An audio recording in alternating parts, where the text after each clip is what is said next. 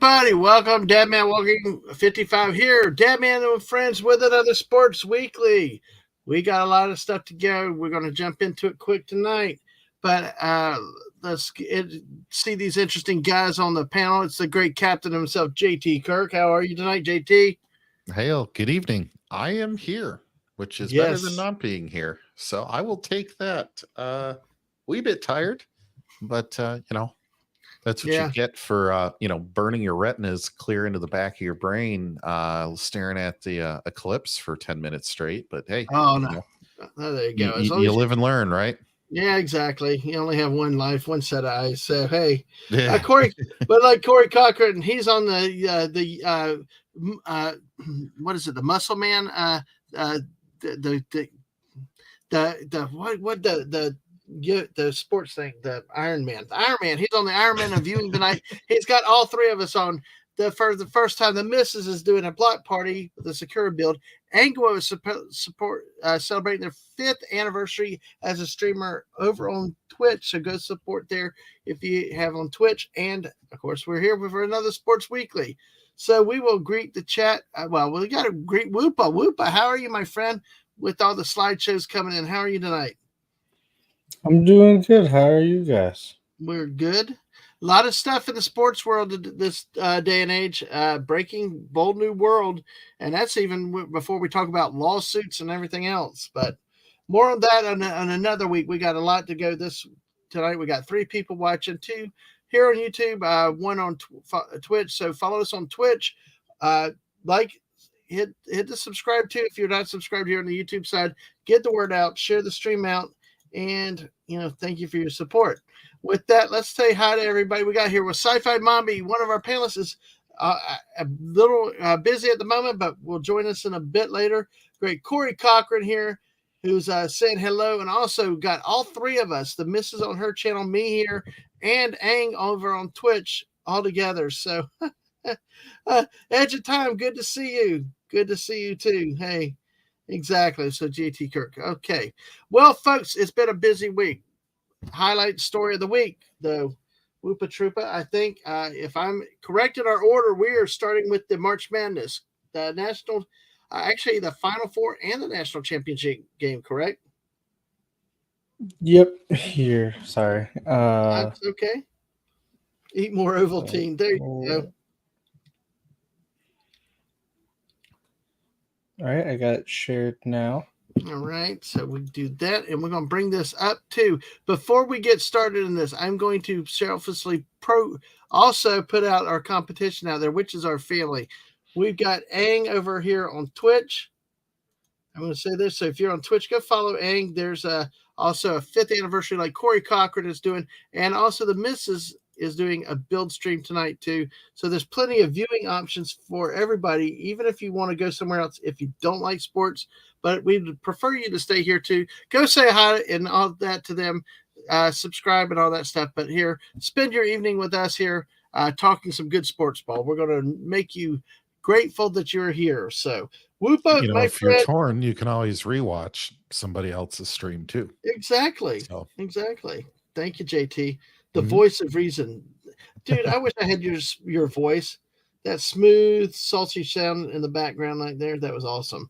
Well, thank you. I'll take it. Now, face made for radio, so I got to get something right.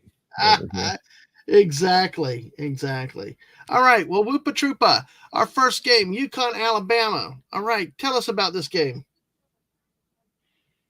Yeah, well, UConn, like they did with pretty much everyone, won by double digits here in the tournament. The biggest thing that stood out to me really is just the blocks and the turnovers here. UConn had 3 more blocks. Alabama had 3 more turnovers. Their big, 7'2" center, Donovan Clingan, he had one heck of a game.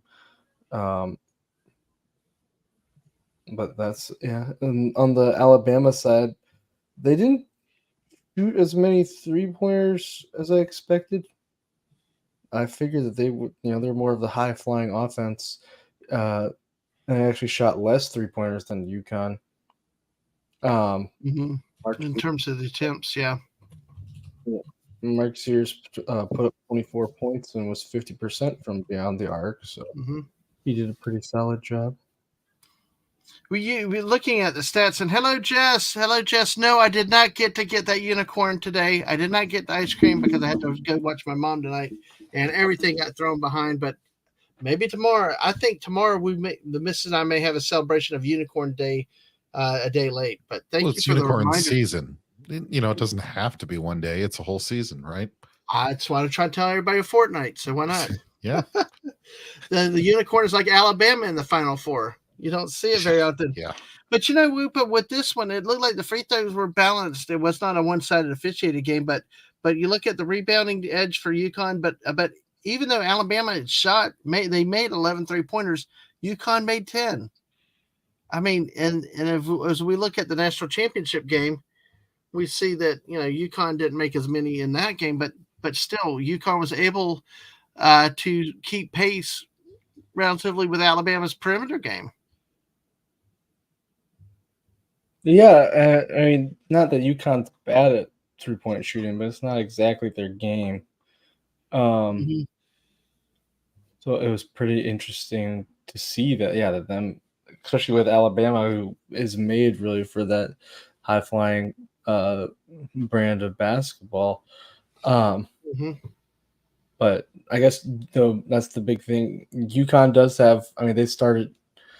They're interesting. It's always interesting to see the different things NCAA teams will try, because you have Donovan Clingan, who is a genuine, 7'2" genuine center that you don't get a lot in basketball anymore. And then their other 4 starters are all guards, so it's very interesting makeup that they have there. I mean, it's interesting as we see how UConn proceeds through the rest of the tournament. It's gonna. I've not seen domination like this since. I mean, even probably the Gator team. I'll hold off on that before spoiling all of it. But it's been a long time since we've seen a team really have no real challenges through the whole tournament. And this game was not much of a challenge either for UConn. Yeah, I mean, they really seem to have had an easy time with everyone they've played. Mm-hmm. Yeah. All right. Okay. So then we got UConn with a 14-point win over Alabama. That's one part of the Final Four. So how did we pick this? We all took UConn. Everyone picked UConn, so this was an easy one. We were all smart. Yeah. Yes. Oh my goodness. All right. Well, that made it easy. So now the game that a lot of people had hoped for, that there would be kind of a Cinderella season with NC State, but fall flat right on their face. So 13-point win for the Boilermakers. And oh my gosh, I knew the Tennessee fans were complaining about the 3-second calls or lack thereof with Edney, and wow. NC State only attempted 4 free throws. Yeah, that's pretty egregious, I'd say. I mean, oh my God, are they afraid to blow the whistle on Purdue? I mean, why are you afraid to do that on Purdue? I mean, they're the boiler up toot toot, boiler up toot toot. So they should be a team you blow the whistle on, right?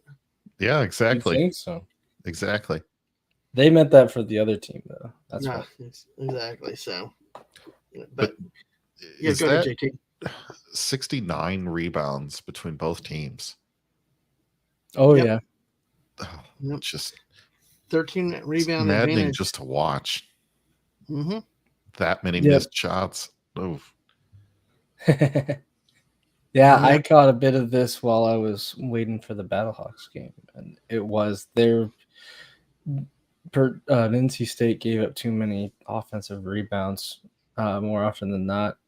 And I guess that's, when you got a 7'4" guy, it's easy for that. But, you would kind of hope DJ Burns Jr. would be able to kind of get some of them. You can see he only 1 rebound in the game. And he wasn't, not great stats, but he wasn't in foul trouble. So it was kind of odd to see that after the fact.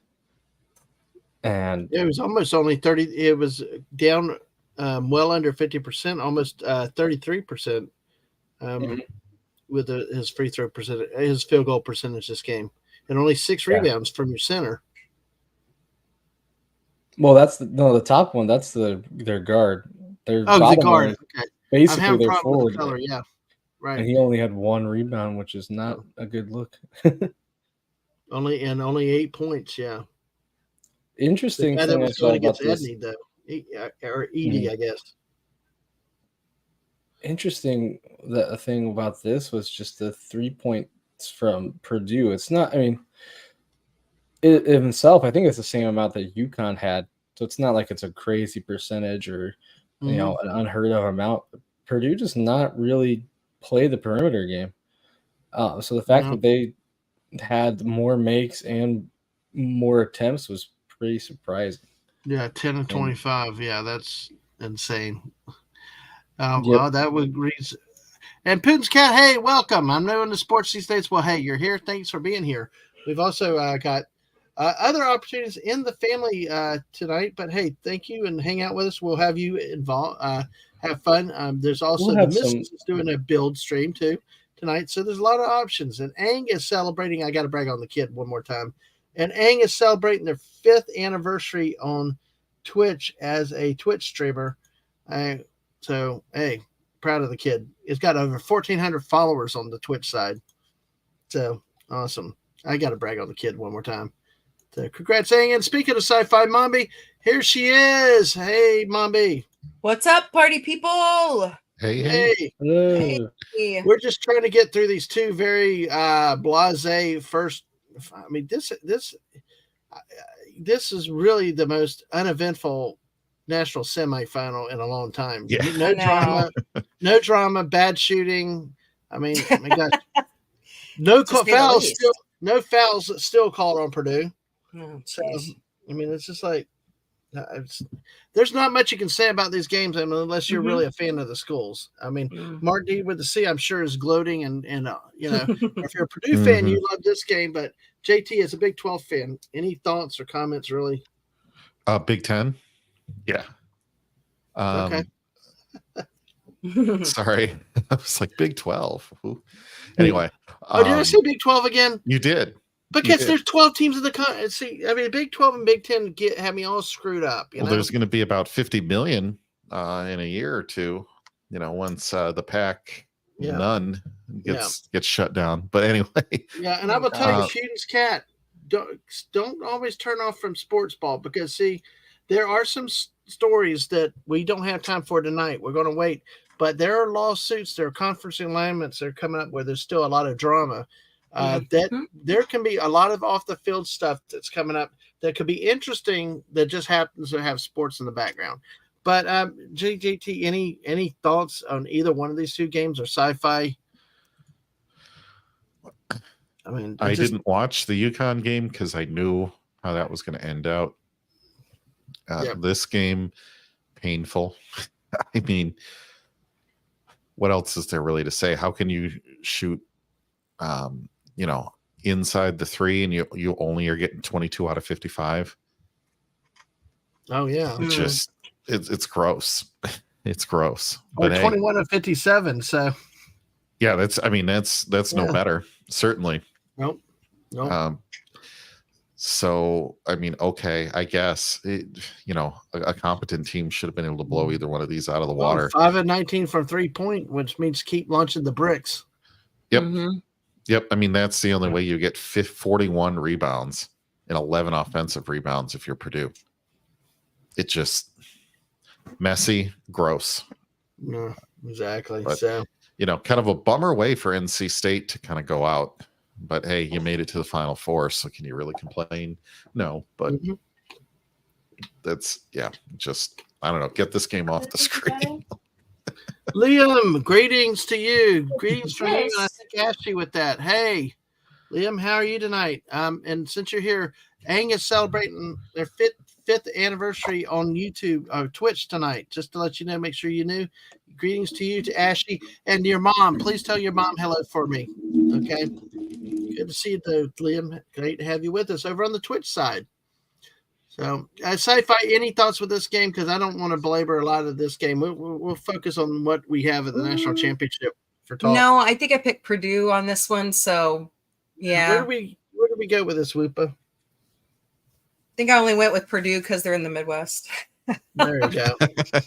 Well, we know JT only went because of Big Ten. So, well, yeah. I mean, really, that's barely honestly, a better reason. If I had my way, it would have been Missouri. Missouri Valley all the way. But hey, didn't get my way this year. No, or any year.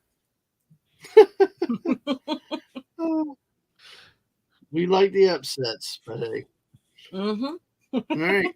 So we'll throw it to Woopah. Remind us how we picked. I think we probably all picked Purdue, didn't we? Or no, I think Woopah picked NC State, didn't you?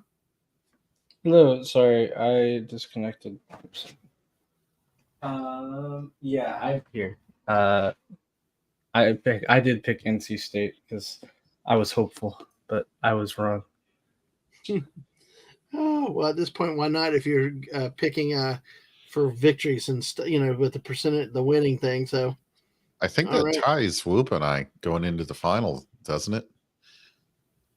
Oh, I'm not sure. I think I was only one game back. Technically, I think that gives you a 2-game lead. Oh, okay. Ooh. So it came down to the championship game to see. All right. Hey. Of course, Dadman already won because we let him win. Just being great guests on his panel. Exactly. I needed to win something. Look as good as he possibly can. Exactly. After Woopah kicked my butt so many times last year, I needed some confidence or some street cred. So,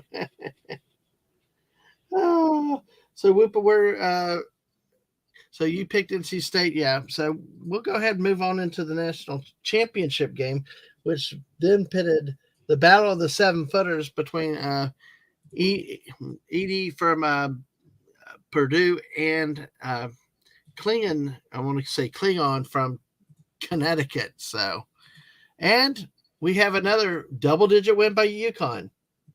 I mean, this was like a team that was on a mission that was just could not be stopped. Look at Purdue. Look at this game. Purdue hit 10 3-pointers in the previous game, won this time. Only took 7 3-pointers again.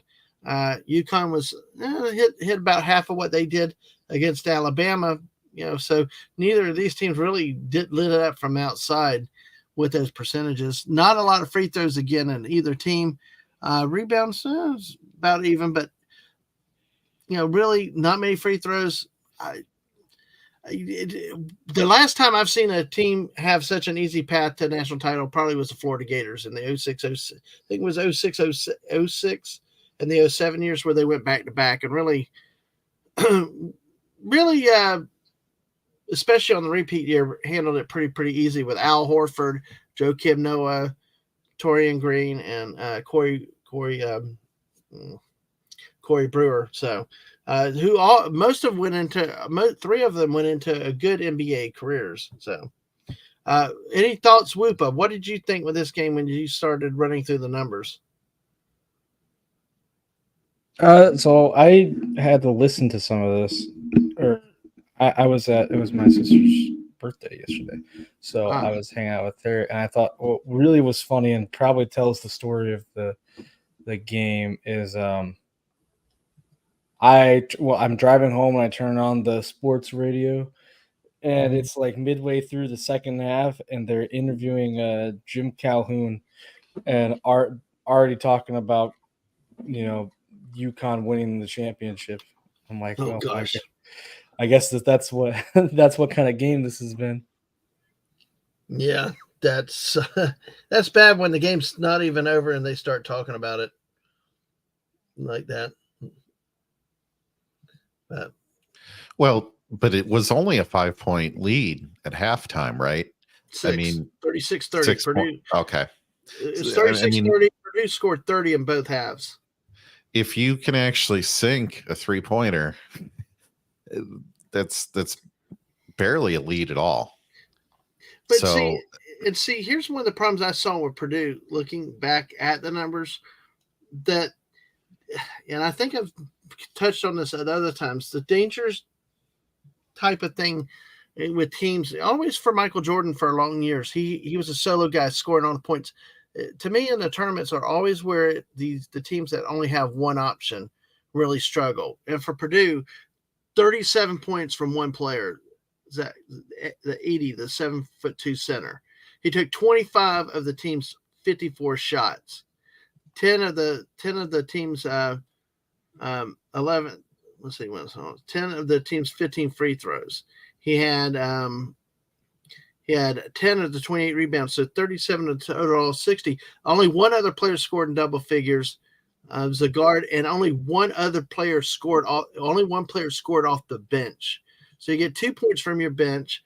You get only 3 of them took shots. I mean, you really didn't get any production from the bench to come in to give any energy, while the Huskies only had 2 players that scored off the bench, but they were so balanced and dominant. They had 4 players in double figures, a better rounded team, because whereas Clegan in this game only scored 11 points, only took 8 shots, but their guards scored 20, 15, and 11. So I've been a big proponent about team basketball. I think the teams of the superstars and the solo options will struggle long-term in a tournament, but we saw a UConn team throughout this tournament that one night it was somebody else. So, I mean, Cleveland had a big game a few games ago, and then we saw it with the Alabama, but then, this game, it changes. But the thing with Purdue was it was all Edey. If how Edey went is how they went.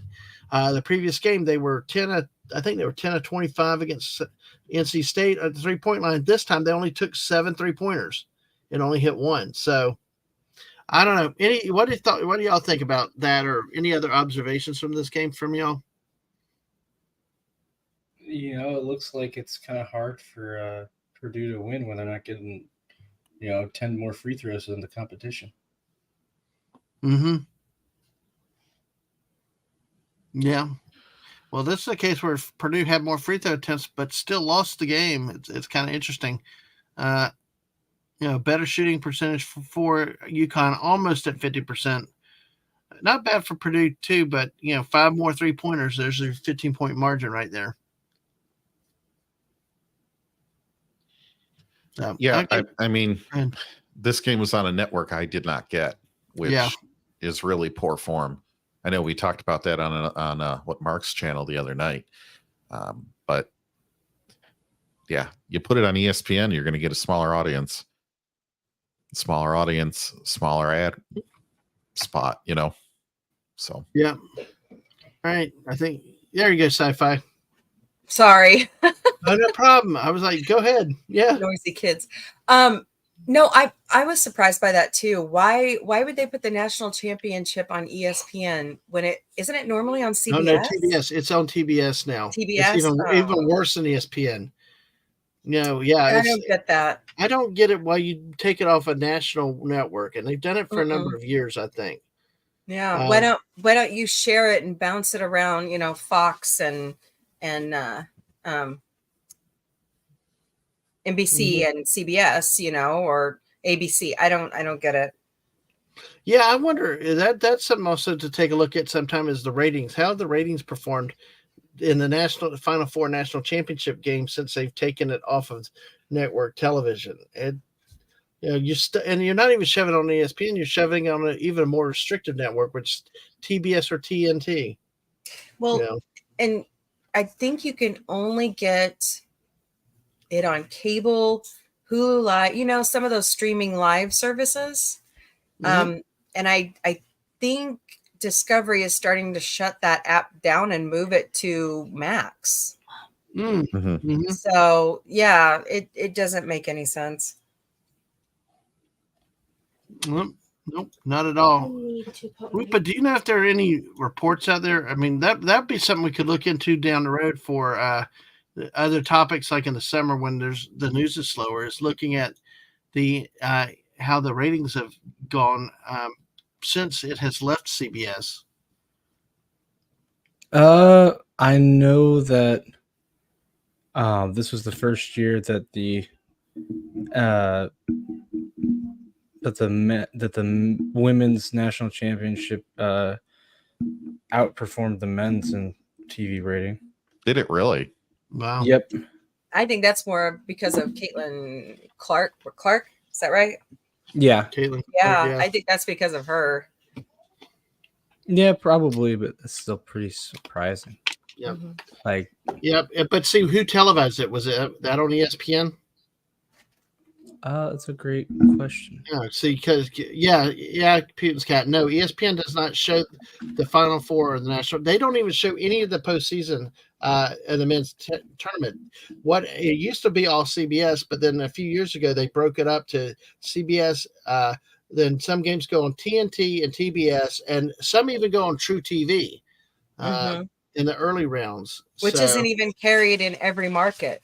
Right. So, but I will tell you, as a basketball fan, I enjoyed the concept of it. Now you got to pay for it. If you're willing to pay for it, it's a good thing. Or you go to sport, because before then you had to go to sports bars that had satellites that got you the different options. Because it's cool to be able to have this package where I can have the live TV, but then I can go and I can get the ESPN, the TBS, TNT, and I could watch them and I could bounce between the games. Before, you also had to be waiting for them to throw you to the next game, the next upset, and things like that, which is always frustrating. Yes, you would have to have live TV then, that or go to a restaurant. So, unfortunately, that was on the contract. So, hey, the national the Final Four was on ESPN for the women's, and the final was on ABC. This one was all on TBS. Yeah, the men's was. It's also, I don't understand, and this is especially, I'm sure, hurt this championship because this is two Eastern time zone teams. Good point. I don't understand for the life of me why, it would be great for the biggest college basketball game of the year. We should start it at 9:20 p.m. Eastern on a Monday. I know in the Eastern time zone. That's late. That's late. Mm-hmm. It's going to take at least. I think especially on Monday. Took about 3 hours. Yeah, people got to go to work tomorrow. They can't stay up that late. They're coming off work day too. It's not like it's even Sunday where they could sleep and nap and rest up till it. So, I do have Sling TV myself. I don't understand that. That you have to be careful about. Mrs. knows more about all that stuff. She handles all that stuff for me, but that could be interesting. Why, and that could be because we actually found one where somebody had got one of our other accounts, and we had to one streaming service we had to kind of cancel and work it out, but we had to call them to get it worked out. So, but we've been happy with Sling TV. So, but yeah, it's start time's also been one of those things versus the women's Final Four or the women's championship game. I think it started earlier, didn't it? Or was it the women's game was on Sunday at 3. Yeah. So a much more reasonable time slot. Yeah, and of course, who televised it? Probably, I would think ESPN probably televised it, but still, it's at ABC, which is still a pretty big network, bigger than TBS. ABC televised it? Yeah. Well, there you go. You stick the women's national championship on ABC. Of course, it's going to outperform. You stuck something at 9:30 at night on a second-rate cable station. Yeah. Yep. Yeah, and I don't know what to tell you about that Putin's cat. I know that dealing with those things can be kind of hard and difficult. I mean, all I can say is good luck, because that's why I turned it over to the missus. I can't figure that crap out. So all right. So that's the national championship review. Very anticlimactic. We were afraid of this, I think, at the very beginning, weren't we? Yeah. It just looked like pretty much. But congratulations to our friend Mark D with a C. We'll definitely have to go yell at him later on Nick Waters' channel. Congrats on your UConn. So, all right. I couldn't pick UConn. I know. I got you. I couldn't blame you. I don't blame you. Misses out. Yep. JT misses out. He went down with the toot. Boiler up, toot. Yep. All right. So how do we do overall compared to each other? Well, overall, this little banana guy did pretty good. 46 Wow. and 21. At the top spot goes 3-0 here in the Final Four and National Championship. Woohoo! In second place, we have the Sparty guy did a lot better than the actual Spartans did. Yeah. 40 and 27, so he did break the 40 win mark. All these were pretty close. Mombie comes in third. She got 39 and 27 with the perfect picks here in the Final Four in the championship. And then me in last, but not least, at 39 and 28. So, but I'll take a moral victory. And yeah, look, see, we got Dadman as a little trophy. Yay! Thank you. You really love me. You really, really love me. Little Sally Field there. Well, I think I did pretty good for my first bracket ever. So I'm impressed with myself since I didn't watch a lot of it. You were in 3-0 in the championship round. So hey, that's awesome. It just goes to show you can follow this sport for years and years and be just as wrong as somebody that's doing it brand new, right? So yep. I always remember the last time I actually won a bracket challenge was not last year, but the last time before that, UConn won when they were a 7th seed. And I picked them to win because I like Huskies. They're cute dogs. And that's how I won. So all these people put, how much time into their bracketology and all that. And I'm just like, ooh, dogs. And I won. So nice. That is awesome. Well, hey, congratulations. I know you were worried about it at one point. So yeah, so that was the predictions. Dadman is the victor for this one. Thank you. I gotta say it feels good to win on my own channel for once, Yeah. It's like everybody else have it happen at least once. All right. So that's really that's the one thing with this is it's really sad is the way the season just kind of it just was a blah ending, for a season that had a lot of ups and downs and had some drama through the season, and just to come down to just blah, even the national semifinals were blah. Both were, double-digit wins, and the underdogs didn't advance. It just was really, not really an interesting tournament in the last couple weeks because everything played out like you would expect. Yeah, which, I mean, that's good for the selection committee, but maybe not the best for everyone else. But number ones usually win quite a bit. Unless you're Virginia. Sorry. Oh. So I guess I'm kind of on the outside looking in. Mm-hmm. But to me, it's been done this way for so long. I know it's tradition, but maybe it's time to look at a different way to, bring teams in. Not just, hey, you won the conference, good job. Here's you a seat. You know what I mean? I don't know. Because I've seen Missouri State win the Missouri Valley Conference so many times, and then they never get a berth when they're supposed to. I've seen it. So I don't know. It's just a thought. No, it's expand a little bit more on what you're thinking. Go ahead and speculate a little bit. Well, it's like it's the automatic bid system. If you win your conference, you automatically have a seat at the table. But are we really seeing good matchups that way? Because there are a lot of those smaller colleges and universities that could probably do a lot of upsetting if they got a chance to sit at the table.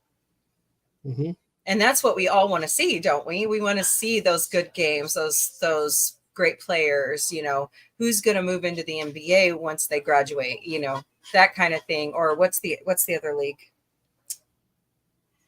Not the WNBA. Isn't there like a secondary league? Yeah, there is a developmental league, or is it the G League? The G League, but here's the thing too, is one of the biggest complaints has always been, especially in recent years, is about the exclusion of a lot of the mid majors. We now see this year, and Woopah knows about this, how we get these big conference teams that now are getting too good to go to the NIT, but still we're seeing a lot of competent, decent, pretty good mid major programs that are being left out too, but they're not getting a seat at the table in the NCAA tournament. But then you get some of these SEC dogs that come in at like 10 or 11 seeds, and they go out. They don't even. I mean, one conference can get 9 of 12 teams in the thing, but you got 3 teams that go out with a whimper. Well, why not take a 25? Take like a 28-6 team from a minor conference that didn't happen to win its division, its championship. Make it more where the get involved with the lower teams, because Mississippi State wasn't going to win the national title. You knew Texas A&M wasn't going to win a national title, and if there are a couple of the teams that were the last ones in, why bother bringing them in? So. Yep. And it's like Republic. Good to see you with 6 national championships. UConn is as much as a blue blood program as any other school. That is interesting to say, like Duke and Carolina, but I don't think they get the blue blood credit like the ACC teams or some of the other Big East teams. Go ahead, SciFi. Sorry, but welcome. No, you're okay. And the other thing that we talked about was I don't think the transfer portal should be open until all the tournaments are done. And we saw a huge, there's a huge problem with the NIT. They're going to have to fix that somehow. I don't know what the solution would be there, but some of those teams need to quit being so, call it snobbish. Well, they're getting ready. They're quote getting ready for next year. Well, the thing is, and Woopah, correct me if I'm wrong. The transfer portal for basketball opened on the Monday after this tournament selections announced, right? I think so. I know it's been going on through the tournament. Yeah, because they're recruiting actively. We saw that in college football with the FSU when Drew Weatherford Weatherford. That's the old quarterback. The guy that was their backup that would have started the bowl game transferred. He's like, I'm out of here, because they were openly recruiting the Oregon State quarterback to transfer to them after Jonathan Smith left. You got that type of stuff. So it's easy to blame the players, but it's also the schools bear a lot of responsibility with the way they recruit and the way they do all things also. Which complicates the issue, because when I heard about what FSU was doing and they took the Oregon State quarterback, they're not recruiting him to come in to be the backup or for this guy kid that's there as the backup this year to compete against. They're bringing in the other guy to be the starter. And you're like, screw you, the risk of getting hurt and stuff. So all this complicates this issue. But I agree with you in theory, because it's hurting the game like that. Of course, they have to work for next year when transfer portals start on Monday, because they might not have half their roster going into the NIT. But the competitive side says to me, put the water boy in. You never know if you got a Bobby Boucher out there that'll play basketball right, or maybe body slam by somebody on the court. Yeah. Well, great points there, SciFi Mombie. I mean, JT, Woopah, what do y'all think? Any thoughts with that? Yeah, I mean, I just thought it was just open too early. That's just my thing. Oh, it's a great point. It's a great point. Yeah, it definitely is, and it doesn't make a lot of sense too. I know the college football one is annoying as well, but at least with that, they have the excuse of like, hey, this actually lines up with how semesters work, And I can understand that to a point, even if I don't like it. There's no, this is still in the middle of class time. Like there's no need to. School is not out yet. Why are you opening up the transfer portal right now? Right. Yep. Right. Exactly. So, well, that's another debate we can talk about over the summer as we see how things develop, how recruiting falls out.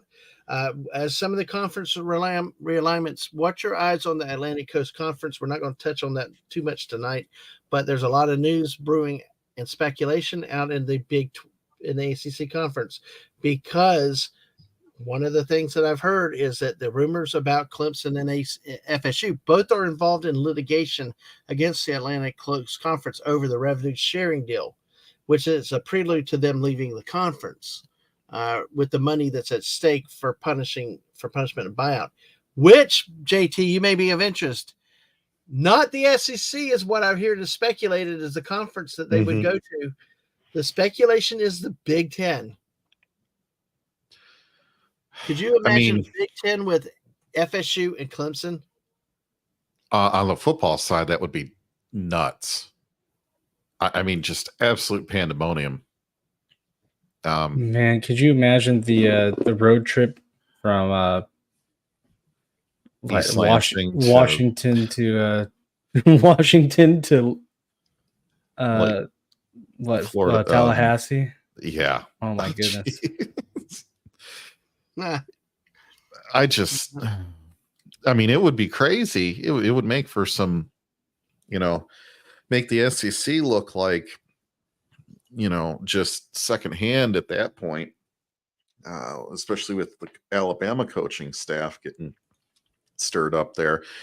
But I feel like, what's the point of being in the Big Ten if you're one of the old teams, if they're just bringing, the hot new sexy toy in there, if they bring those teams. Now in basketball, I think it might bring some needed vitality into the game. I think the Big Ten conference gets stuck in their ways with a lot of these schools that keep the coaches for a really long time, and their play style seems to stagnate and not well reflect what's in the NBA, which, some of these players may want to play in the NBA at some point if they didn't skip college altogether. Right.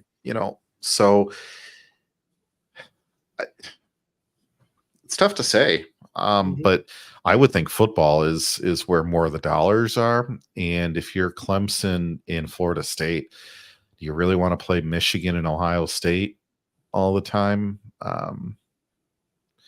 Maybe not. I think they like being the big dogs out in their own conference, right?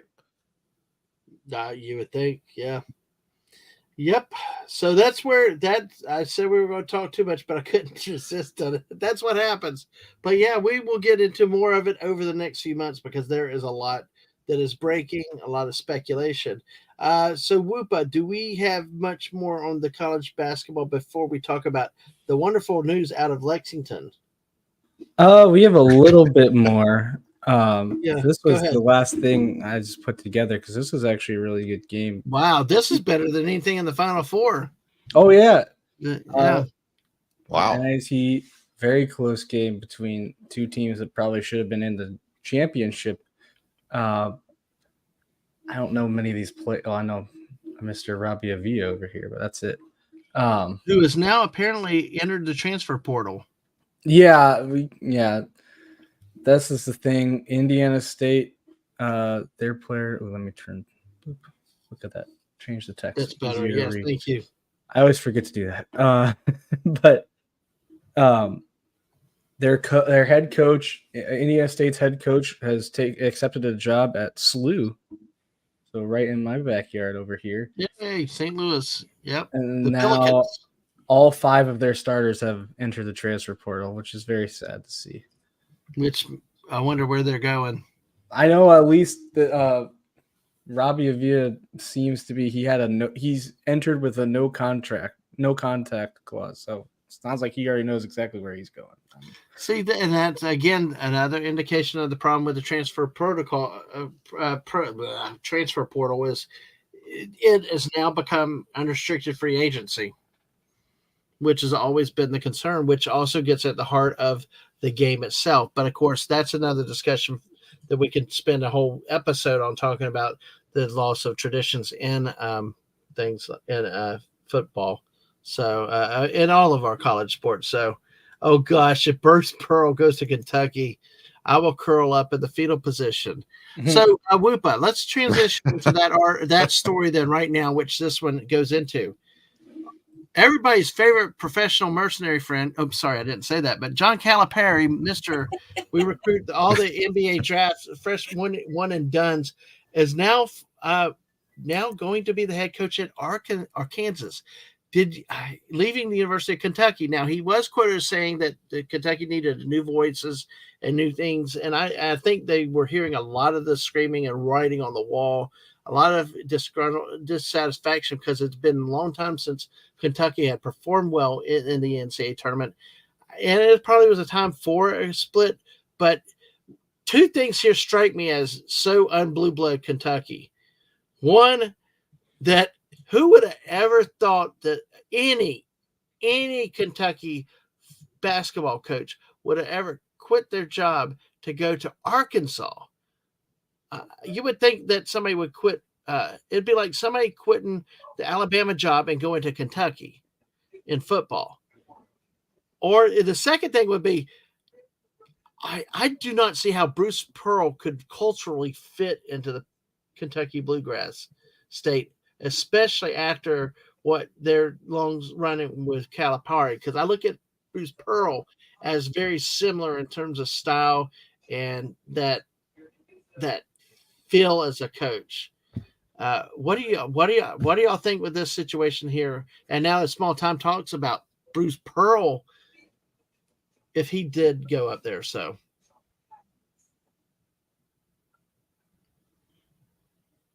I know nothing about Bruce Pearl. I don't know. Yes, I don't know. So. Yeah. You don't know Bruce Pearl? Oh my gosh! No. That's me in the SEC. He used to be the head coach at Tennessee, the Volunteers. He got in some things and got run off because of NCAA things, and then resurfaces at Auburn, where he sort of had things, but they managed to blame it on Chuck Person and some other assistant coaches. So but now he's all back, and now, although he ended up losing in the first round again this year, getting upset. So that's why I say, to me, and I'd be curious, Small Time Republic is an expert on the SEC, as an Auburn fan, and he's been in our chats on our football show once. Small Time Republic, what do you think? Do you think that is even a chance that Kentucky would take in, knowing them, their pedigree, and after having been with Calipari so long, would they take a chance on Bruce Pearl? I mean, plus also Pearl keeps losing early in the NCAAs. So is that much different than what they've had already? So sounds like he'd fit right in. And there's nobody else they can hire. Like, there's nobody in the lower ranks that, right. That is true. At the high school level that has a better record. Or I got a name for you. I got a name for you. Billy Donovan. Billy Donovan is kind of one of the big names that I've heard. I've heard three thrown around. He does not belong in the NBA. Billy Donovan was the best damn Gator friggin' basketball coach ever. I would have friggin' bankrupted the University of Florida to keep him there. But I will say Todd Golden is showing some signs of being a good coach, and it was his front line. But the natural fit would be, if it's not Drew, if it's not Billy Donovan. I think is Billy Donovan still with Oklahoma, the Thunder, or did he finally get out of the NBA? Because I can't remember where he was. I knew he was last there. He did okay, then struggled a bit. But to me, Rick Pitino used to be a coach there. Donovan was an assistant, was a protege of, so to me, Billy Donovan is right on for that. And hello, Mikey Susie Ford. Hello, Sports Nuts. We have a closed panel with this show, Mikey. This is one where we actually, it's a weekly show with the four of us. But hey, love having you. Hey, come in, throw your opinions out here in the chat with us, because we'd love to hear what y'all had to say, thoughts. You got thoughts on this? Small Time Republic said, rumor Scott Drew said no. Oates, Wright, Hurley are not going. I think Hurley's UConn. Why would he leave? So yeah, I think Pearl's a possibility. But honestly, to me, yeah, it's a possibility. But I wouldn't want Bruce Pearl. I mean, he's got baggage from other jobs and stuff, and I really think it just depends. It depends on, like, Billy Donovan, where he's at with things. You can't tell me that there's as much any more traveling, taking an NBA job, being away from your family and kids, than there is there's any more in college than there is in the NBA. He's 50. Oh my God, he's 58 years old. Wow, he's gotten old. Oh yeah, he's at the Chicago Bulls now. Okay, that's where he is. He is committed to the Chicago Bulls. And honestly, I don't understand why he wants to be an NBA coach. Unless he doesn't want to recruit, but God, he looks old. So he's older than me, but he said in an article on his MSN that he has not been contacted by the University of Kentucky about the vacancy, but he is the Chicago Bulls head coach, and he said his total commitment and focus is here on the team and to this group in Chicago. So he was a career assistant at Kentucky under Rick Pitino from 89 to 93. And he was most successful at Florida. I'm telling you, he left Florida and joined Oklahoma City in 2015, and he joined the Bulls in 2020.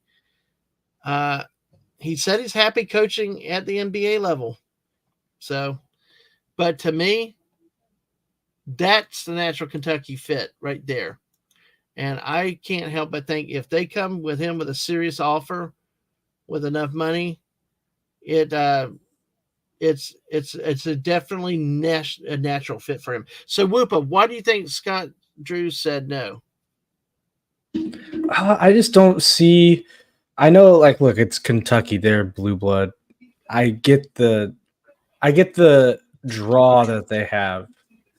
At the same time, you're looking at a team, and I shared my screen back again, but you're looking at a team that's they're not.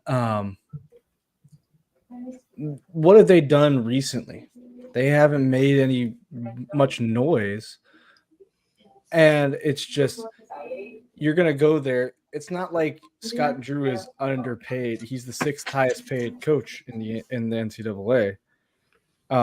He's had more success recently. I know he's had a couple of early round exits, but he won a championship in 2021. He's got, and it's not like Baylor can't get the top recruits. We have currently the number 4 recruit in the nation. So what has he gained by going to Kentucky except like higher expectations? That's really the only thing, because he's got the money, he's got the recruiting power. Absolutely. See, like small time, you said that he didn't say no though, and the fact that it even came out as a question. I mean, to me, that's who I would go after. I'd make him an offer he couldn't refuse. You just, it is Kentucky. It is Kentucky though. Exactly. And like Mikey said though, congrats to the South Carolina Gamecocks women's team who went undefeated this season. Although I've had a miraculous win in the SEC tournament, but hey, and UConn Huskies for winning their respective tournaments. Absolutely. So, all right. So this is Calipari. Is this Calipari's last 5 years? Yeah, that's the last 5 years that he's had here. And you can see, I mean, this one, the bottom one was obviously canceled by the Rona. Yeah, I don't count that year for like any team in any sport because But then you have 2020, 2021. It was a weird year, but I mean, I don't know how you could go at 9-16 still. And have a losing record in the SEC as Kentucky. That's brutal. And then these next 3 years, they had weird. I'm not going to call them laws. They had weird decrees. So we don't know if they were really allowed to practice in some of these places. I mean, the way Kentucky had things kind of situated versus Florida or Tennessee. I mean, if you're looking at in conference, that could be a huge difference if you can't really practice and do some of the other things that the other teams can do. So I don't know. I still would say I don't even look at number 4 there. Yeah. It's definitely interesting with the coaching news that's coming out. This was a complete shock. I knew that there was some talk with the the bluegrass country being disgruntled, or there were some rumblings, but it's something, he seemed to see the writing on the wall, and why not? And I believe he's got some connection to somebody high up in Tyson Arkansas. Foods. Oh, the Foods. Tyson Foods He's one of magnate. the big. He's the big donor for them, so that's going to get him some money right there. The thing that I think is, yeah, I think the thing that's pretty crazy is just this bottom part. The deal he signed is slightly less than what he was making at Kentucky. Yep. And you can make it up for him incentives, and that's cool and everything. But let me take a second to say hello to DJ Play Nice coming in. Hey, DJ, good to see you tonight. But hey, listen, if sports ball is not your thing, go over here and watch the missus. She has got a build stream on her Sakura house tonight. So go say hi to her, or say hi to Aang over on Twitch if you are on Twitch. So we have all three of us are streaming tonight for the first time. So, hey, there's definitely a way you can go and support the Dadmans anywhere and everywhere and find anything you want to listen and talk about. All right, yeah, it's this. Were you surprised about the timing, though, Woopah, JT, or Mombie? Because I knew that there were some rumblings on the booster side, but or is it somebody knows the timing of when to get out? I mean, we hear about, being where I'm at, I hear about Arkansas all the time because it's just like right down the road. Mm-hmm. I didn't even know who the last coach was. I was like, you guys still have a team? No, I'm kidding. But I was like, okay, well, I hope he brings the team back to, they can win a championship. Yeah. I think it's definitely, I don't know if either, it has to be, if he's taking less money, either he has to be fed up or he knew that he was close to getting canned, because I don't see why you take less money at a less prestigious school. Mm-hmm. For I don't know why, but there must have been something to do with it. It's either that or he just totally hated Kentucky, like something with some relationship. Yeah, I wonder when we'll know the real reason. Well, allow me to call an audible with this. Is this all that we have so far on with Calipari? Yeah. Okay, let me take you down here with this one, and while you pull up the next screen, I'm going to go to something SciFi Mombie brought up last week, because it's really, to me, a disturbing story. When Kelly Harper was fired at the University of Tennessee, very successful women's coach in a program. Now, here's a story that's from the Knoxville News Sentinel by Mike Wilson. Why did they fire him? They waited to April 1st. Why? Because her buyout dropped by $1.1 million by not firing her on March 31, but then fired her on April 1st. So according to the contract. But to me, that's not the biggest thing of it. This is a coach that seemed to have, the initial reaction from fans is they were not happy with it. But I've seen next to nothing talked about this. And if you know the history of Tennessee basketball, women's basketball was probably bigger than the men's for so long under Pat Summitt and things. This player, Kelly, it was a Harper at Tennessee, had 3 national titles under Pat Summitt. But to 108-52 record, 53-24 in SEC play in 5 seasons. I had received a 3rd contract extension after leading the Lady Vols to a 3rd straight Sweet 16 berth in March of 2023, which was just last year. So you're like, she was being paid $1.1 million a year, and you're left with, like you said, JT, like on this with Calipari, what's the other side of the story? This is one that I'm wondering what the other side of the story is. Mm-hmm. Have you been able to hear anything more about that recently, SciFi Mombie? No, it's like it's dropped off the media altogether. And she was a pretty good winning coach here. I mean, we made it to what was it? The 16? Missouri State made it to 16 a couple times under her. So it's befuddling to me what's happened. Sorry, I like the word choice. Anyway, didn't mean to cut you off. Yeah, no, you're fine. I was sitting in the waiting room waiting on Gorilla Man, and this little old lady was we were watching the TV together when they were making the announcement, and she goes, "I'm from Tennessee, and I just can't believe that just happened." And I'm going, "Well, what do you think it is?" And she says, "Well, if they're not going to tell you what it is, it's either an affair or," she said, what was the other thing she said?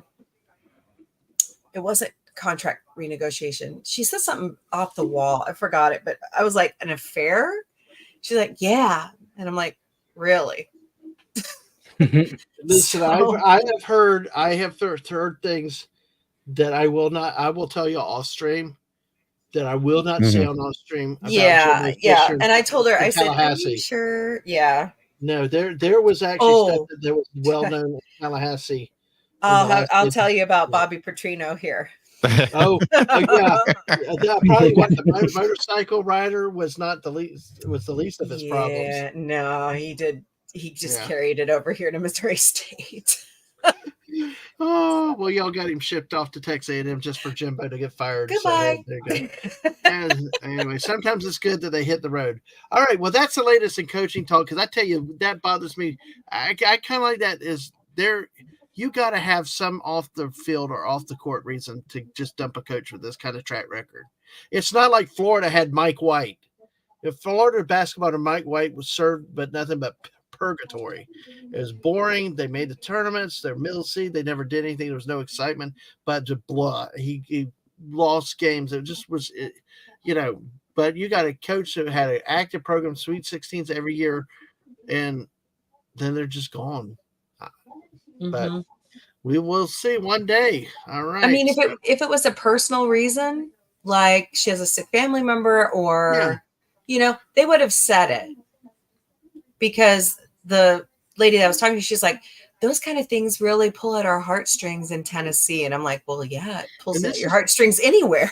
This is the second coach that they fired, because they fired her without cause. Because then before that, they fired the guy before in the football. They fired him, and they had that, but they tried to do the with cause route. So at least in this case, at least it's something that when you decide to do it without cause and agree to pay the buyout, there's some reason why you want them gone. And I can understand an average coach to below average coach, but not with this track record. And like I just did a search on this. There's no articles after April 1st. Mm-hmm. Yeah, I noticed that. Story has just died. I mean, even the sports animal will not talk about the story. The few times I've listened to it, I listened to it the next day. They did not touch on that. There's a big hush hush going on. Yeah. Well, there were things that happened even when Peyton Manning was up there that was hush hush, that didn't see the light of day till it made it around. And those are the things you can't talk about publicly because there's no fact, there's nothing to corroborate it. Because we don't want to just throw rumors and innuendo out there, but still there's always smoke when things like that happen. So, and the women's team at Tennessee has also lost 2 recruits also in this process. So, but hey, we shall see. So folks, tell your friends, neighbors, and everybody else, we will talk women's sports. We'll talk all kinds of sports, but this is the world of coaching, and it's really an interesting story that we will keep our eye on with 6 of y'all still here with us tonight. Hit that like button, subscribe to us, and Woopah Troopah, where are we going now on the next story? Are you ready for me to bring up the slide? Yep, I'm ready. I got a couple random things that I've seen. All right, let's go random. There's a new NCAA tournament that they have called the College Basketball Crown that they're going to have as like competition for the NIT. There's a few things, the known details. First, it's going to take place exclusively in Vegas. Of course it is. There's 16 total teams. And there's 2 automatic bids for the Big 10, Big East, and Big 12 that didn't make the tournament. So it's going to be 6 from those conferences and then 10 other at-large.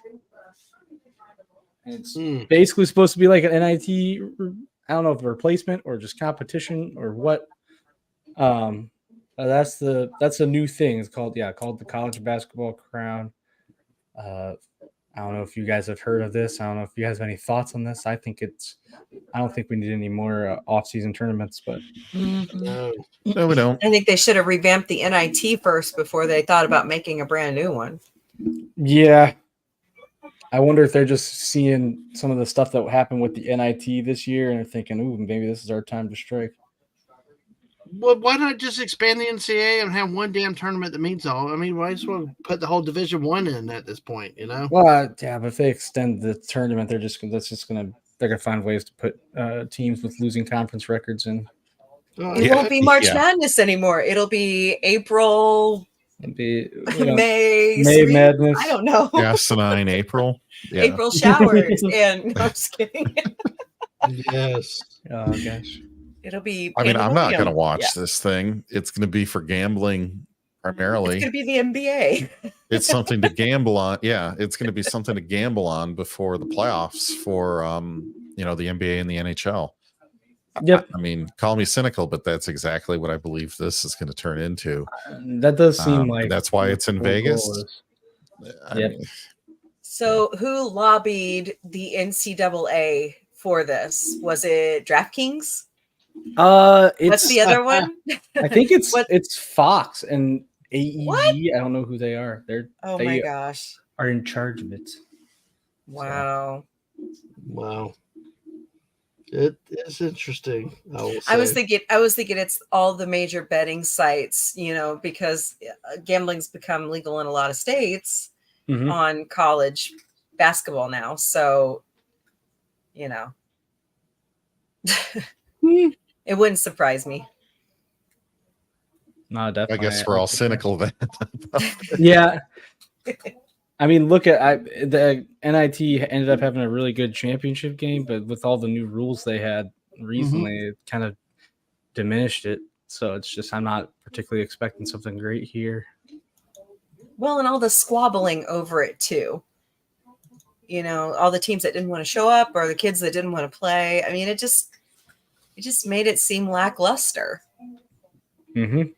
Yep. I agree. And I called them kids because they're old enough to be mine. And I want to go, what is wrong with you? Yeah. Yeah, that's all for that. I just saw that and wanted to bring it up. It's starting next year. Yay. Yep. This is fun. I know JT loves LeBron James. It's his favorite. Oh. Okay, so this is he actually played here in Springfield at the Tournament of Champions. Mm-hmm. So I lived 1 year in Cleveland. Okay. And that was like LeBron's rookie year. And they had to do something for the Cavs, like win 1 out of their last 10 games to go to the playoffs in the NBA. And, that's not a high bar to clear on either of those. And they lost out. And I was like, yep. But no, I don't like him because I think he's like an Italian footballer where, somebody looks at you when you're on the ground crying in pain. Huge, just the biggest prima donna in the sport today. He hasn't figured out how to read past the first page of the book yet. and then there's political things with his stance towards human rights and some things like that I take exception to, but I think that's kind of out of the scope of the channel that I really took strong exception to. Well, I take strong objection to somebody coming out living on their dad's legacy, thinking they're all that, averaging 4.8 points, 2.8 point rebounds, 2 assists a game, shooting a whopping 36% from the friggin' field. Yeah, how about a team that's 15 and 18? If you're so damn good, why didn't you score 20 points a game and lead your team to a winning record? Yeah, no. And he averaged 19 minutes a game. Yeah. So it's like, that's not. Well, maybe he plays a lot of really good defense. Can you say entitled? No. Can we say Nepo baby? No, I'm kidding. This was his whole thing. I'm not going to read all this, but I stole this from his Instagram. Yeah. He has decided to not just enter the transfer portal, but enter the NBA draft. Already? Oh boy! Wait a minute. He's doubling down. He's doubling down. He's not just been saying, "I'm going for the NBA."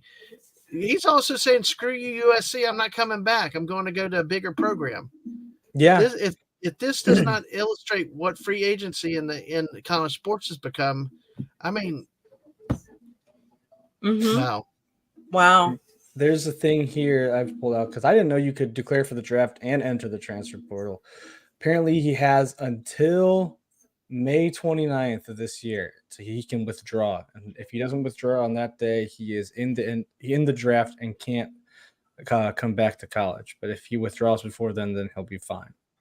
The really interesting thing here that I think about this transfer portal, maybe it's not interesting. Maybe, Mr. Barani over here realized that his only chance of making some money is going to be these NIL deals.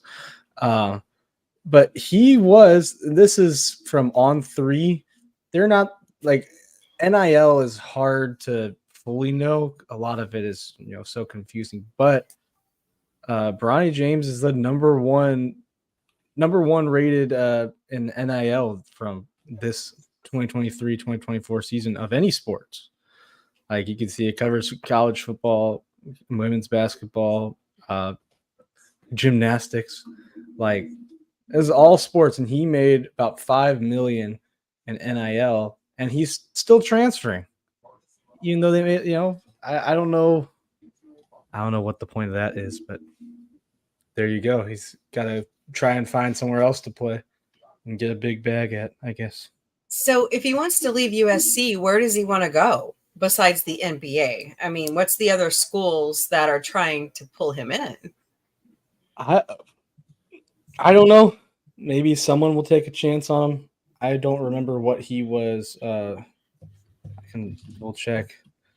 It's Conzo Martin said it really good at his press conference this last week. He's like, I could have entered the transfer portal and I could have went home crying to mama, but instead I stayed and I worked hard. And, what has happened to that with these kids? I mean, stick it out, stay and not only build your character and yourself, but build your school.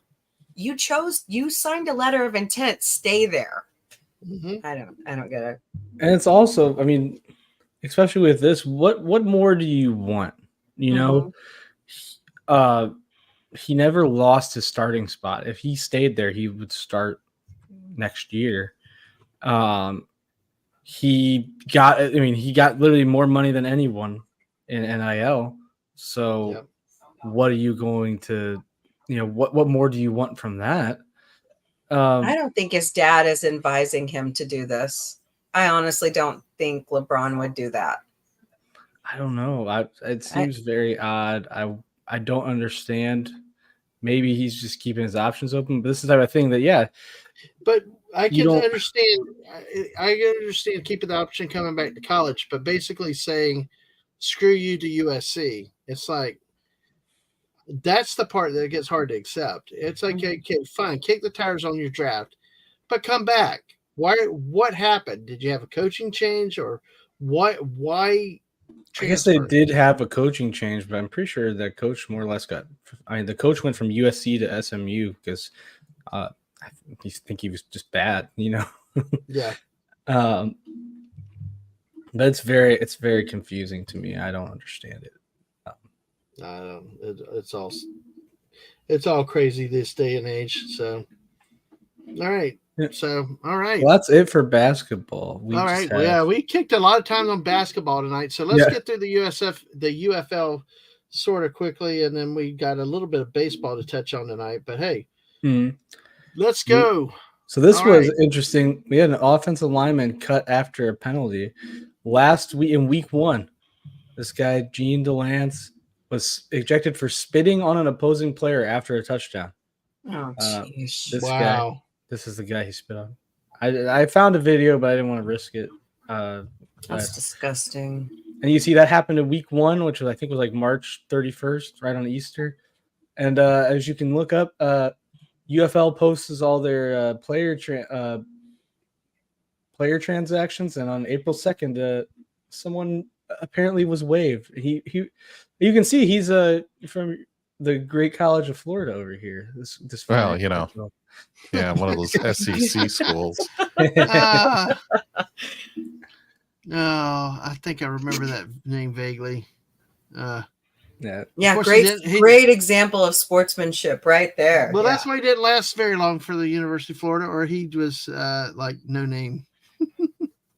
Well, you know, doing something like that, I don't know what the waivers and contracts and all the legalese around playing on the field might be, but if you were to just go up and do that to somebody on the street, you know, you easily can go to prison for various terms of assault and battery, depending on your local jurisdictions.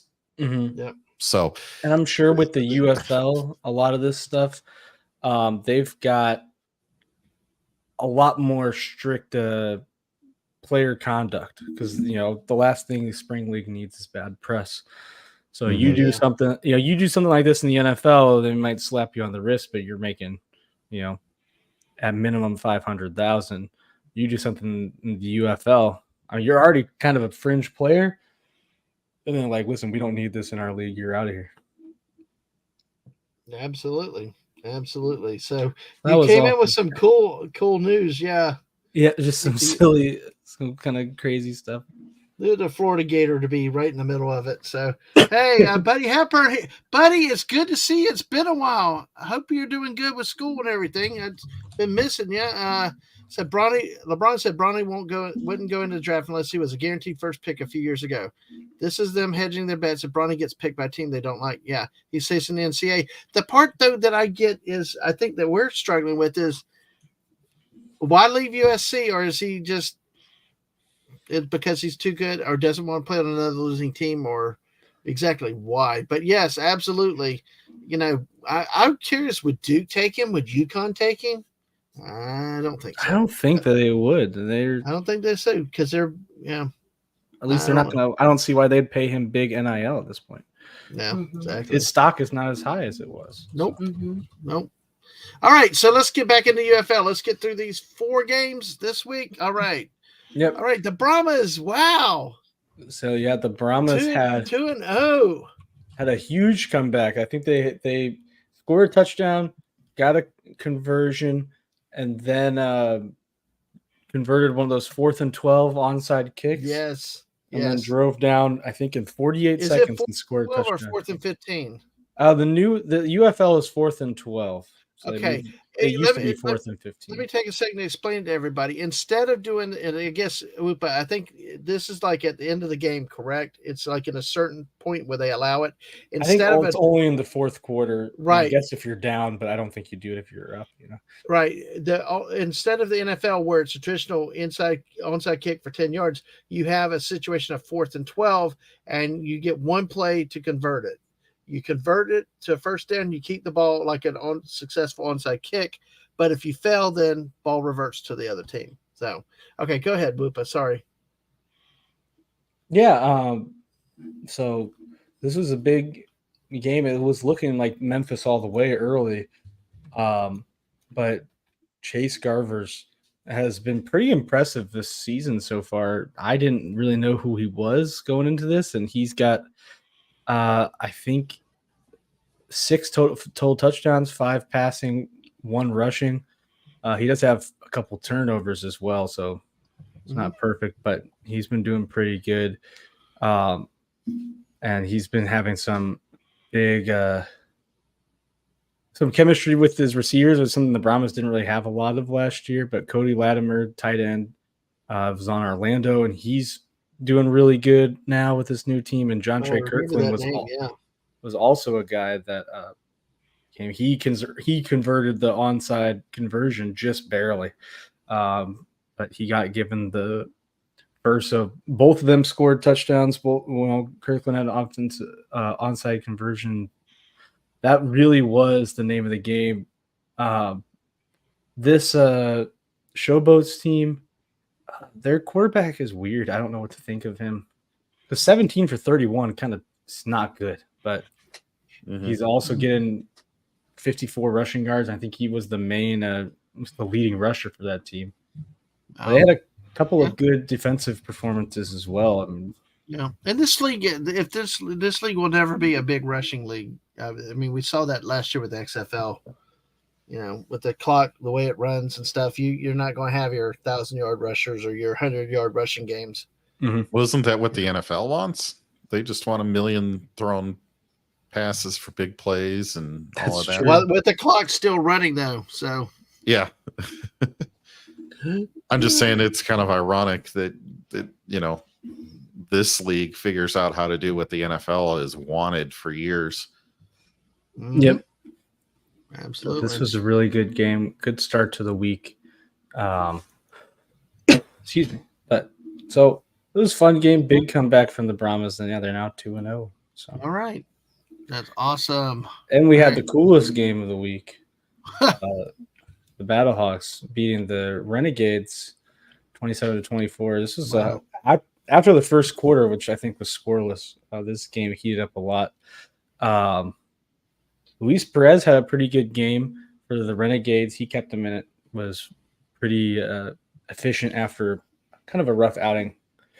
Javonte Payton did really good. One of our cornerbacks also just did really bad. And their defensive tackle was blowing up the line for a bit. He had 2 sacks. But the Battlehawks were great. AJ McCarron, I didn't put him on here, but he had a great game. Mateo Durant, he was inactive last week, and this week he became the first running back who got 100 rushing yards on a season on only 14 carries. Marcel Aitman. Now, that's a rare occasion right there, where I just mentioned that. Here we got a game with a 100-yard rusher. But it's almost 10 yards to carry. It's pretty rare. I mean, and yeah, he broke off some big rushes, got a touchdown. Pretty much won the game for us with this, I think, a 40-yard rush he had at the end of the fourth quarter. And Marcel Aitman had 2 touchdowns. He's leading the league in rush and receiving yards, and I think was the first receiver with 100 receiving yards as well in a game. And then we got Pita Tamapenu, who had 2 sacks and 3 tackles for a loss. He was great. The whole team played really good.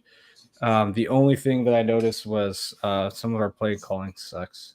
Yeah, go ahead. Sorry. And we had, I don't know what his name is, but we have a quarterback number 14. I mean, I appreciate he's playing for the team, but every third down conversion they threw to him because they knew, well, this isn't easy for us, and it was when he was covering a guy. I mean, so oh gosh, but yeah. There is one thing I wanted to go back to the Brahmas game. Their kicker, who's Donald Delahaye, also known as Destroying. Yes, he's got 5.8 million YouTube subscribers, 4.7 million TikTok followers. Announced via Instagram that he suffered multiple fractures in his neck in the Brahmas 20-19 win over Memphis. That he's very likely out for the rest of the season, but he has been placed on injured reserve. Which means he'll be out a minimum of 5 weeks, but they believe he injured his neck while making a tackle during a kickoff in Saturday's game. Yeah, and it looks like he's going to be out for the season. I mean, I know it's not – IR is not a for sure out for the season, but with the injury he has, it would be very surprising if he comes back this year with only 8 games left. Yeah, so he's done with that, which is very sad to see. But absolutely, always is. Sorry, I just wanted to throw that in because I just saw that. But go ahead. Yep. We'll keep going with our reviews. How did McCarron do in this game? Was he at least decent? Oh yeah, McCarron was really good. I just didn't want to put him in because I'm going to be putting him in on almost every play.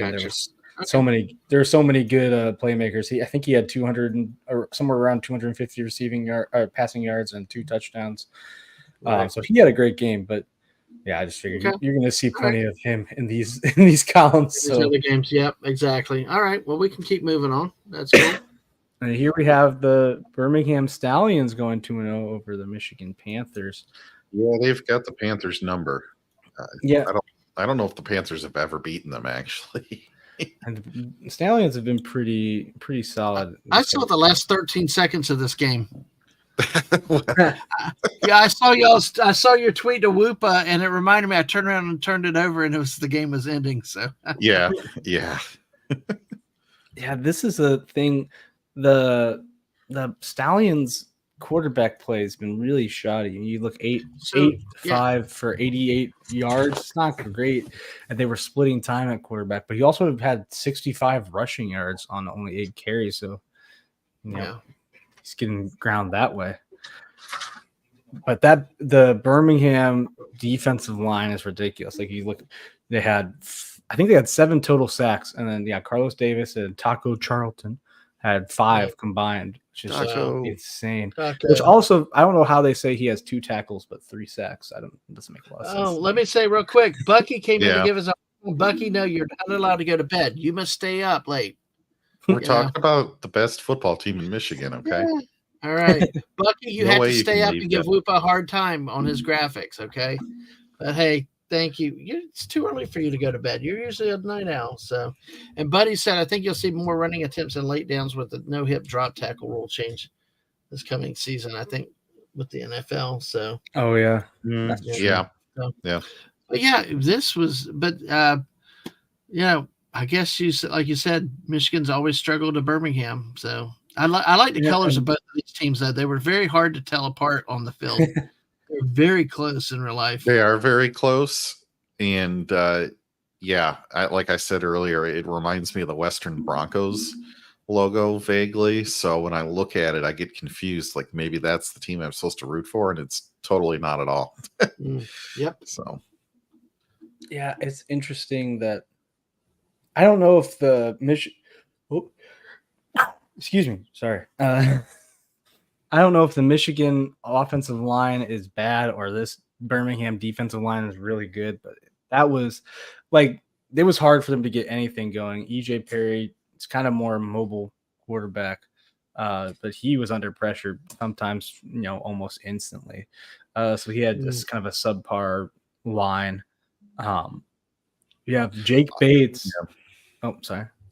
Oh, I was just say I think it might be a little bit of both. I think Michigan is a middle of the pack team, and then Birmingham is probably going to be the team to beat in the division anyway. So, this game did not really surprise me from that perspective. But I think you have elements for your correct on both of those. But then, Jake Bates, the kicking hero, he's definitely going to get an NFL contract at this point.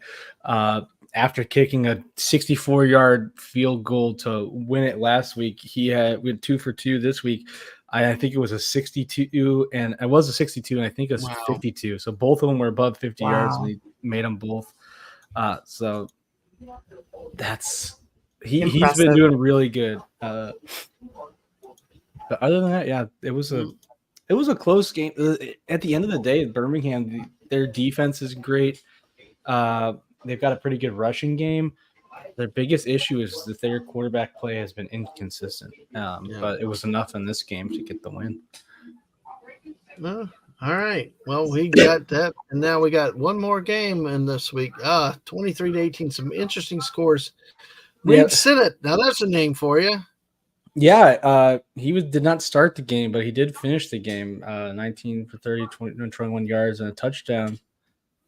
He came in when the other quarterback got hurt, and the offense immediately looked better. The game started off with this guy. This guy's name is Corn Elder. I know, Corn. I saw that.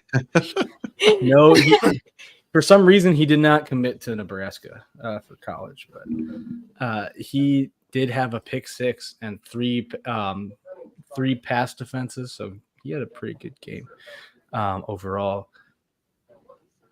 Jordan Ta'amu is kind of still playing this weird game. I mean, look, he was 50% 50-50 on pass completions, but did have 2 passing touchdowns. Still made some stuff happen with his legs. Still had over 200 passing yards. Pretty good yards per completion.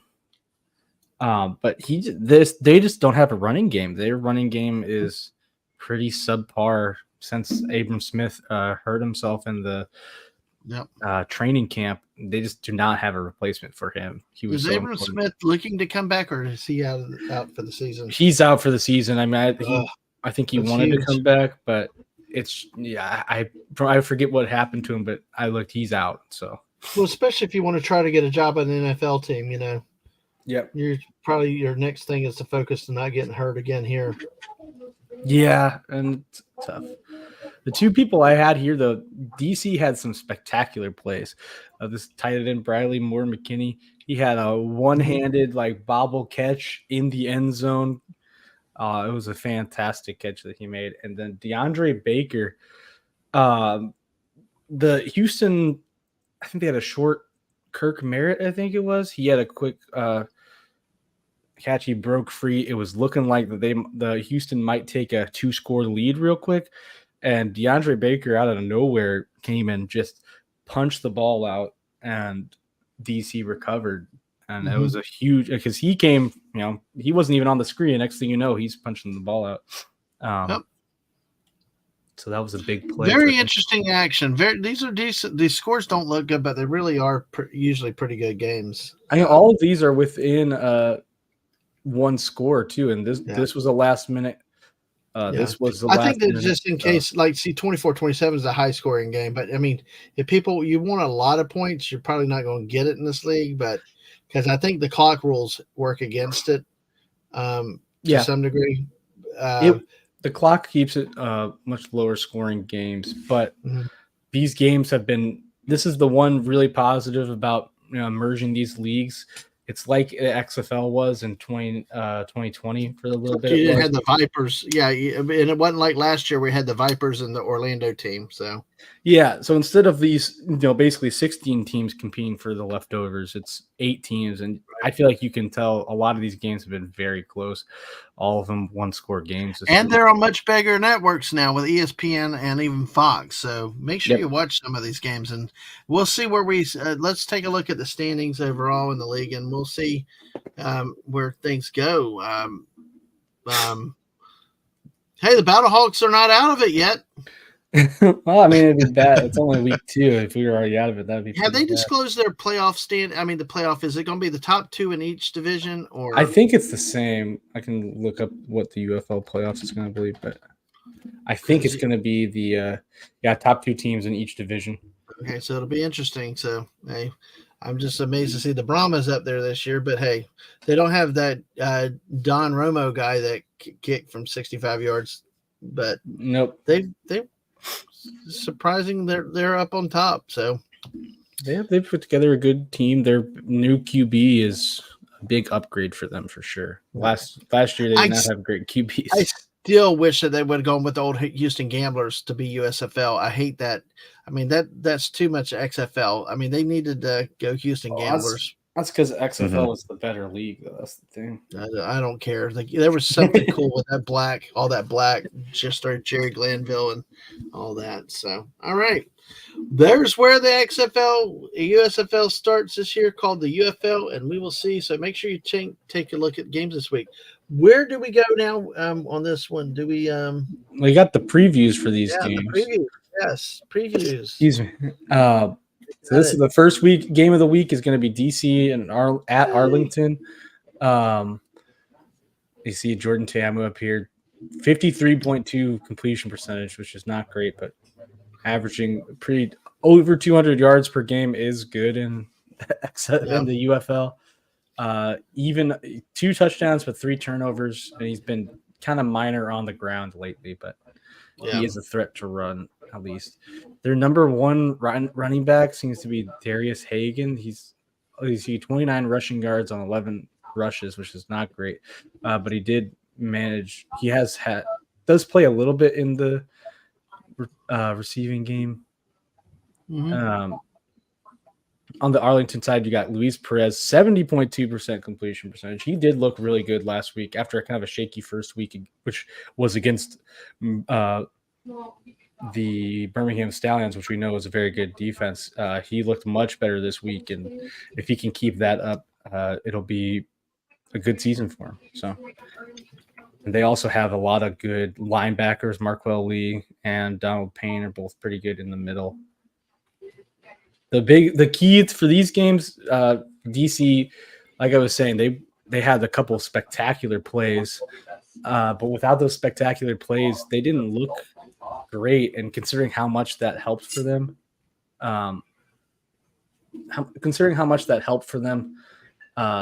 they're going to need to be more consistent on that. And Arlington, their run game didn't do much against the Battle Hawks until the fourth quarter to keep my blood pressure high. There you go. But 3.3 yards per carry is not good. Both of their running backs have been middling at best. They don't really have a good running game now. Luis Perez has been playing, I think, the best football he's ever played right now in spring. But if you don't have a run game that's scary, that could be a pretty big issue for you. So that's on Saturday, first game. The second game is the Showboats at the Stallions. This is Birmingham's first home game here. They're going to be playing. You've got Case Cookus, who, again, 56.3 completion percentage, not great. Below 400 passing yards, just not good. But he is 73 rushing yards, but 3 fumbles in 2 games, which is rather bad. On the Stallions side, you have CJ Marable, who 121 rushes on 32 or 121 rushing yards on 32 rushes and a touchdown. So he's been doing pretty solid. And their defensive line is great. I think Carlos Davis already has 3.5 sacks on the year, but that whole team has been very solid. And their kicker, the coolest name for a kicker, Chris Blewett, former NFL guy, and he's 5 for 6 so far. Really, I cannot believe that name. Oh my god! I wonder how many times they ridiculed him when he missed a kick. Right, I was gonna say that's a pretty rough name for a kicker, but he has 5 for 6 on field goals, but his longest is 38. So, how much can you take from that? I don't know. The Showboats have not had success stopping the pass so far. Their rush defense, very good.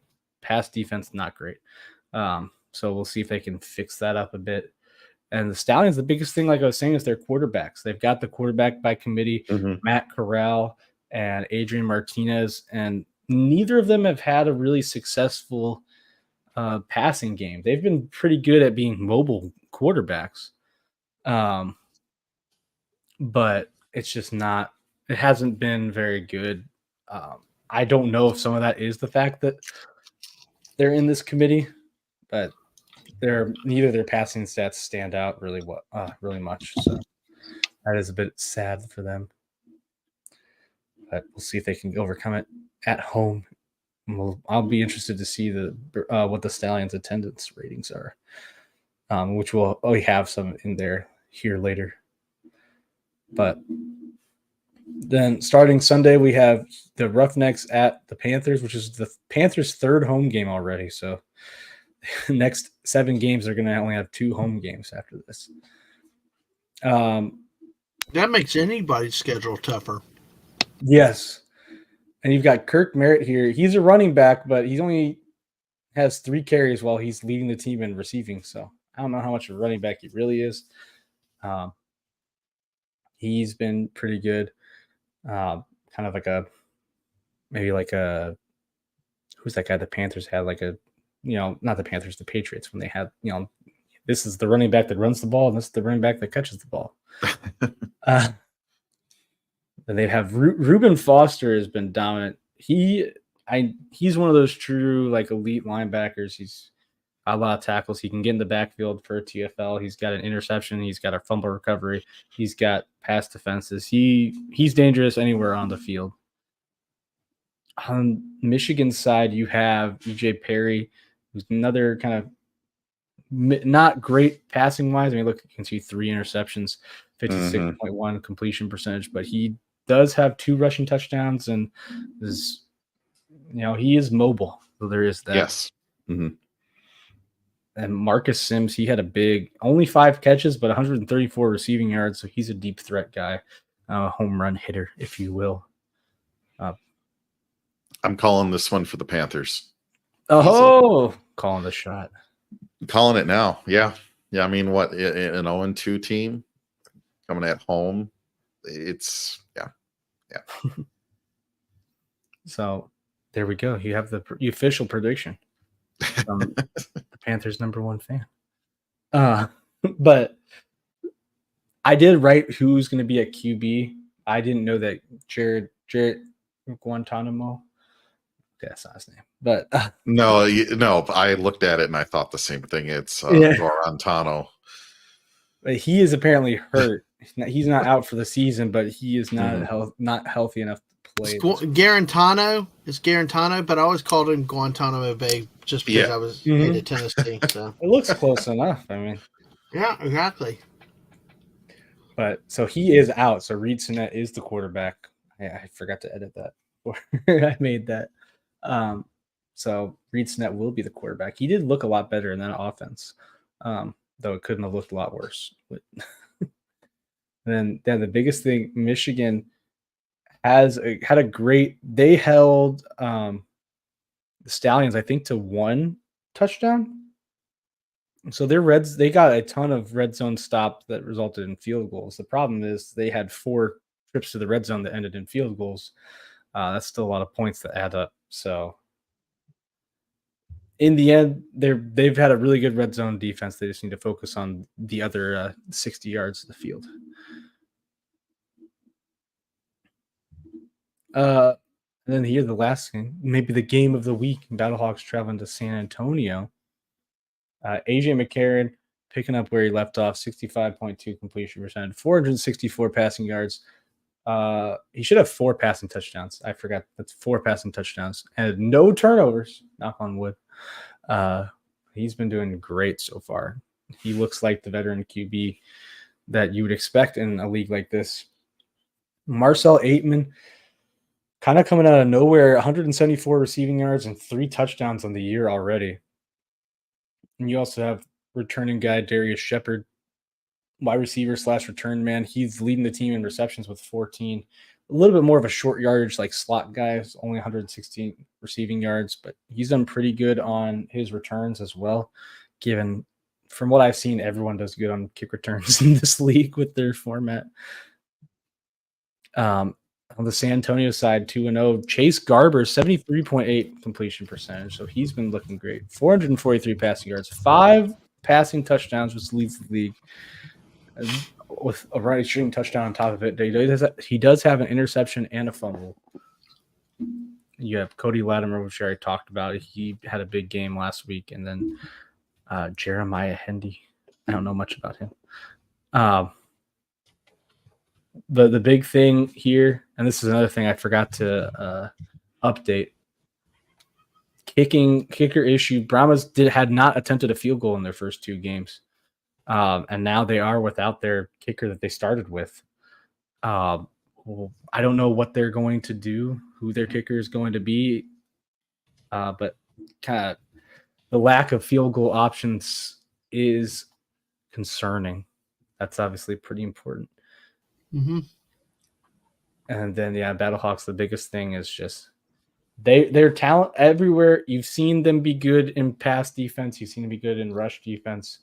And you've seen them be good at running the ball, passing the ball. Everything's been good. The biggest issue is just sometimes there's boneheaded play calls that you don't understand.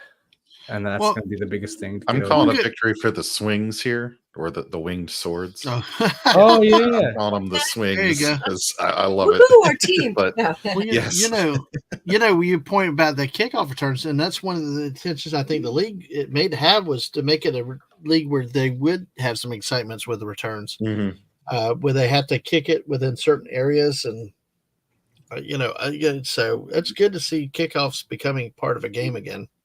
I just love the unconventional nature of some of these ways that they're not changing the core of the game, but they're moving it around and trying some different things. Where I feel like some of the other leagues, college or the NFL, they change the rules, I guess, leading from behind. Right. On a lot of this stuff, it's like, well, can we send it to 8 different committees and then pass it through 3 legal reviews, and then the auditors get to take a look at it, and then did it make the game less fun? Okay, that's the final checkbox we have to put on our new rule for it to go into effect, where some of this they're allowed to have a lot more at play. So yep. All right, so hey, always a good thing. So that's wow. No field goals. That's still weird that you don't see those very often. So, so we've got the attendance numbers here. Yeah, we're going to kind of look at them a little bit tonight, and then we'll probably dip into them a little bit more next week. But hey, let's go ahead and take a look at them since you got it here. We'll look through them real briefly. So, how's it look so far? Because I know I saw a tweet about how everybody in St. Louis came out with 40-something thousand. Let's go NFL. Heck yeah. Wow. They had one game in St. Louis in week 1. It was about the combined attendance in week 2. Wow. Oh yeah, no, it was or week 2. Week 2. Okay, I see that. Week 1. So week 1. And how did week 2 turn out? So week 2 was this. You can see 40,000. Wow. Yep, it's been one heck of a season for us already, which is good. Party and St. Louis. Heck yeah.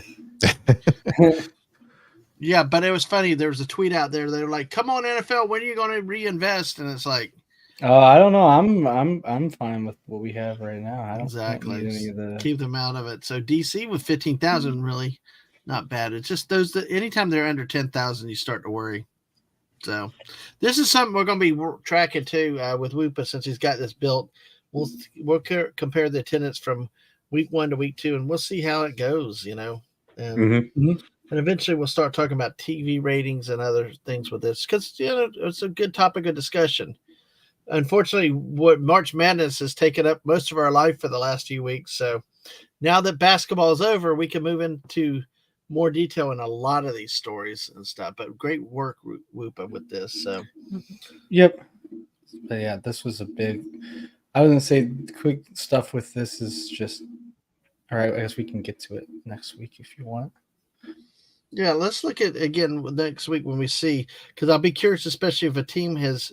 Well, Michigan actually the attendance went down from 9,400 to 7,400. Yeah, from one week to the next. But they're the only one that has hosted had a home game. I'll be curious to see what week 3 brings, and see when teams have had 2 home games, and see if it pops up or not. But we'll look at it.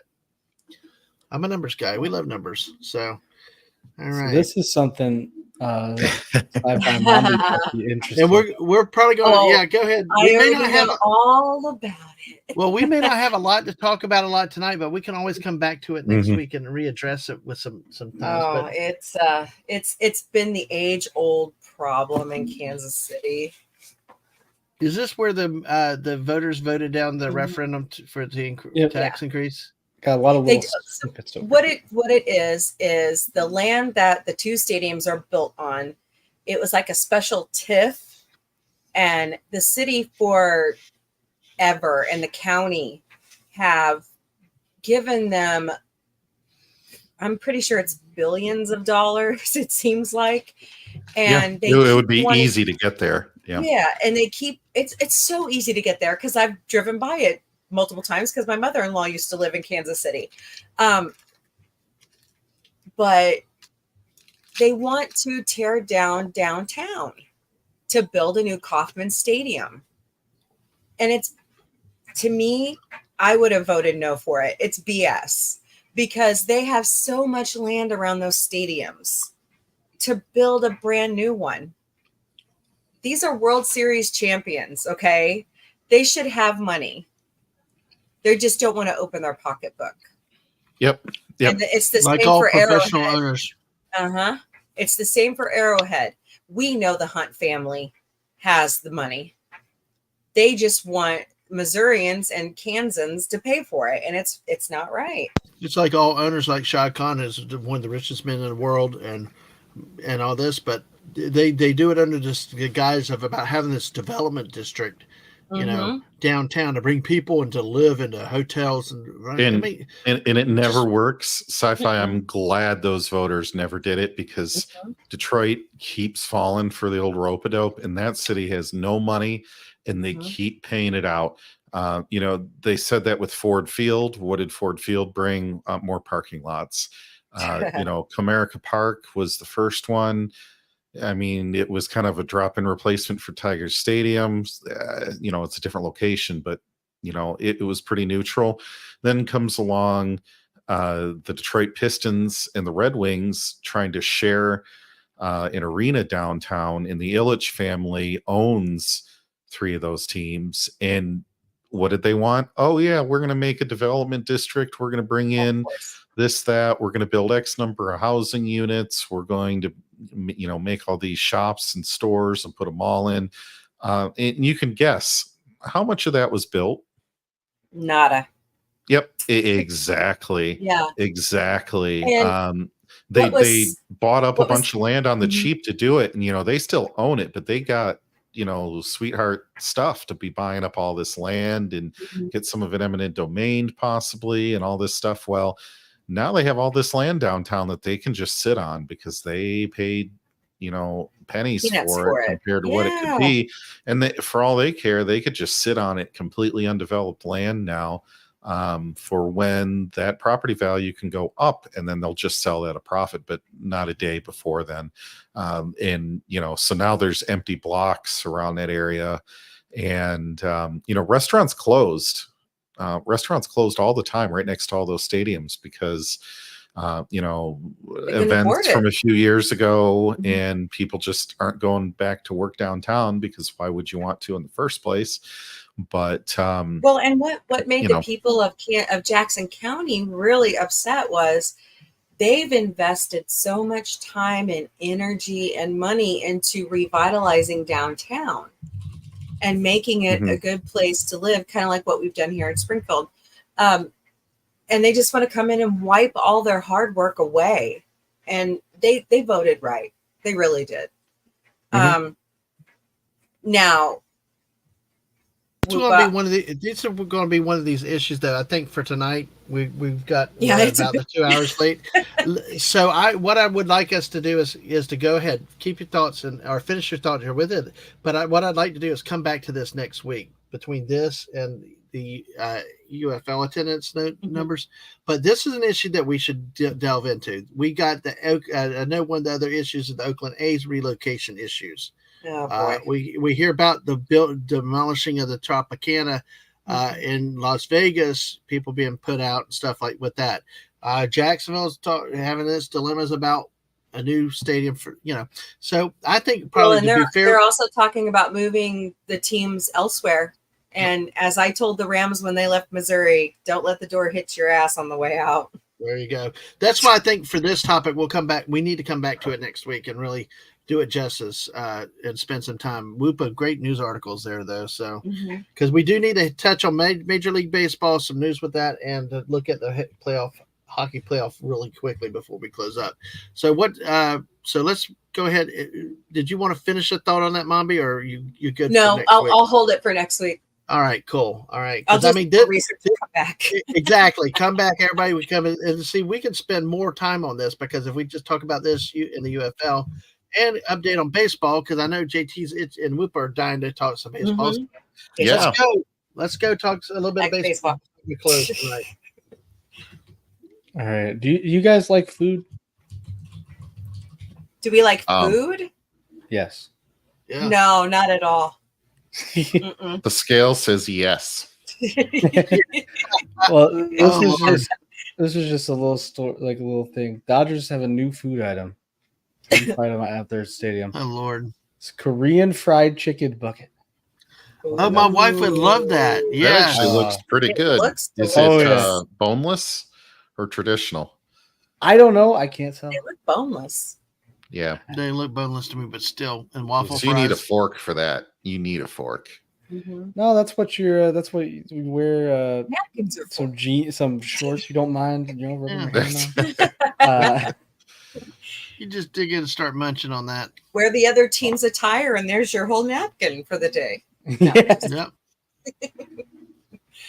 But that was just a short. I saw that. I'm like, ooh, who doesn't love ballpark? All right. That's deluxe kind of item. cool though. That's the big thing. This is probably known, but the Oh athletics yeah. are a joke. But I know Buddy Hepburn is, if he's still here. I mean, this big with the athletics and stuff out there with them. Mm-hmm. So this is the thing that they announced they were moving to Vegas, but they didn't Right. have any stadium plans. Exactly. So instead, They didn't even have a taxpayer funding deal in place in Vegas. no, they jumped way too quickly, and so the A's, unsurprisingly, they're like, "Hey, we don't want to lease the stadium out to you. You're already telling us to F off." Essentially.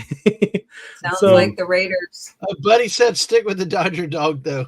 So, But Buddy's here still. Yep. So the Athletics have announced they're moving to Sacramento for the 2025 to 2027. You gotta be kidding before me. Moving to Vegas, and this is another thing that's been happening What a are lot. you going to do? Play in a minor league baseball field? Yes, we'll get to that. Well, you can see the stadium. One of the big I was going things to that say there's people got have to be a been, college field they can play on. That's regulation. one of the big things that they've been talking about. Every Oakland A's post is you can't reply to it. They've turned off replies because they were Nice. getting so many people. This is a professional baseball team, which is just insane that they're doing that. And yeah, you were talking about that, man. Where are they playing? I don't know. I forget what this place is called. Sutter Health Park. It has a little over 10,000 fixed seats. A little over 14,000 if you factor in the lawn seating. So this is where a professional and Major League Baseball team is going to be playing in a stadium that fits up to 14,000. They were saying, though, I thought they were saying that their average attendance is sub 10 or something like that in Oakland. Oh yeah, I mean, it'll technically fit if you can get that many people that want to show up. I wouldn't be surprised if this team, that the minor league team outperforms the major league team in attendance. But then they had someone made this Sacramento making fun of the Angels. Sutter Health Park is in Sacramento. Yep. Mm-hmm. Yeah, Wow. this was the hilarious thing when he was unveiling this. The owner, first of all, the most intimate park in Major League Baseball, which is silly. But he said he can't wait to see the MLB top stars like Aaron Judge hit home runs here. Imagine an owner talking about other people hitting home runs in their stadium. You're like, did he just forget? Because he's a cheap owner. Like, did he forget all the players on his team, or is he? Oh, what's going to happen to Sacramento River Cats? I have no idea. But they have. That's going to be one heck of a problem with scheduling for sure. Yep. And then the Athletics are not going to be. They won't have a city. They will not be the Sacramento Athletics. They won't be the Vegas Athletics. They will just be the Athletics while they're sitting here. Nice. Which is just ridiculous. They're the floating cloud athletics. And this was an interesting thing someone found. Like, this was their radio broadcast stuff. They have specifically, If you see anything that says rooted in Oakland, it must be taken down immediately. Try not to highlight product that focuses on the name Oakland. So that's what their like TV broadcasts or play-by-play is doing. They're specifically avoiding all that. Buddy actually says more people protest the games in the parking lot than attend the games in Oakland right now. Oh gosh. Yeah, you might as well. This is a ridiculous thing that they've got going on here. No. Nothing to stop them though. So I forgot to remove this. Those are the things that there's this thing called wristband gate. I don't know if you've heard of it. It's the craziest conspiracy theory. I think I heard it, and I just rolled my eyes. But they have this place, Last Dive Bar in Oakland, is big, trying to keep their. They've been selling these shirts and hoodies saying boycott or sell the team. There were 4 players who wore wristbands that they made. Oops. Sturi Ruiz, Brent Rooker, Christian Poch, I don't know how you say his name, and James Caprellian. All of them, and now you had one that was demoted, one that was benched, one that was traded, and one that was released. The guy who's benched has been starting now. At the time, it was the fact that he was their best player last year and only played 2 games up to this point, which is insane. And you look at these bottom 2 people kind of weren't very good, but this Sturi Ruiz, he got demoted after 7 at-bats, he had 3 hits, and 1 was a triple. So he had a 4.29 average, and he's only 25, so he's young. And then so far, since he's been demoted, he's hitting 368. He has 5 walks and 520 on-base percentage. He's been great, but he's still demoted for whatever reason. Major League. And then the guy really, who really. was... Can you imagine that conversation, though? Why did you get demoted? Well, I wore this wristband from a bar. I mean, come on. And this guy who got benched, Brent Rooker, he's a left field /DH, 29 years old. Last year, he had a great season. He was one of their only good hitters. Hit 249 is about average, but he hit 30 home runs. So a big power hitter there. And he got benched for a bit for no real reason. I guess he struggled early on in the season, but it's crazy to think why he got benched for like 1 bad game when he was the best player last year. But he said his dad went to Red Sox games to make sure he went this season since he'll be the last one. Then he said, yeah, it's pretty much Major League without the hot owner, Bob Uecker. All right. So, oh my gosh. We're going to for all this, the Tigers dropped 1-3 against the A's this past week. All right. So overall, we're looking at uptick in pitcher injuries. So do you want to? We can save this for next week too. But I mean, real quickly, you can touch on it. Just do the slide, and we'll reuse the slides next week. And we can update it. But are there Tommy John? I thought I saw something in the news about increase of Tommy John injuries and stuff like that. This is pitchers with arm injuries since spring training, and this is just this year since spring training, and I counted arm injuries, elbow injuries, and shoulder injuries. This is the list of people who have already been hurt since the spring training of this year. And some of these are not necessarily household names. But still, that's a lot of people. But you've got for arm injuries. I mean, you have Lucas Giolito. He's a fairly big deal. Alex Cobb. Garrett Cole just won the Cy Young Award, and he's out. Who else do you have? Braxton Garrett tried to fight a whole team once. That's the only reason I know him. Drew Rom for us. Drew Rom, yeah. Brian Wu was up and coming young guy. Taiwan Walker. Kodai Senga was a big guy last year. Yuri Perez was a 21-year-old. And Shane Bieber and Spencer Strider are to open the season. As well as those guys are both big-time pitchers. And also Eduardo Rodriguez. Brusar Graterol is one of the best closers in the game. There's just a ton of people that they have. Whether it's your arm, whether it's your elbow, whether it's your shoulder, it's just a ridiculous amount of injuries that they've had. There's a lot of blame shifting. People are wondering why. the MLB Players Association came out and basically said, hey, this is because of the pitch clock. Last year, they had a bunch of injuries. This year, the MLB lowered the pitch clock by 2 more seconds, and now there's more injuries. So that's what the Players Association is saying. MLB came out with this, basically saying that the biggest trend has been because of velocity and spin rate increases. That's why. Oh, give me a break. Yeah, I mean, I wouldn't be surprised. But that's the whole point. It's always been can we throw faster? And years ago, look, how did Nolan Ryan have such a friggin' long career? How did even Roger Clemens? That's true. But look, I mean, Nolan Ryan did not throw as fast as they do today. Yeah, but he was a heater. He was up near 100 for his time. Yeah, I'm thinking because I'm a medical coder and I'm thinking of anatomy and physiology.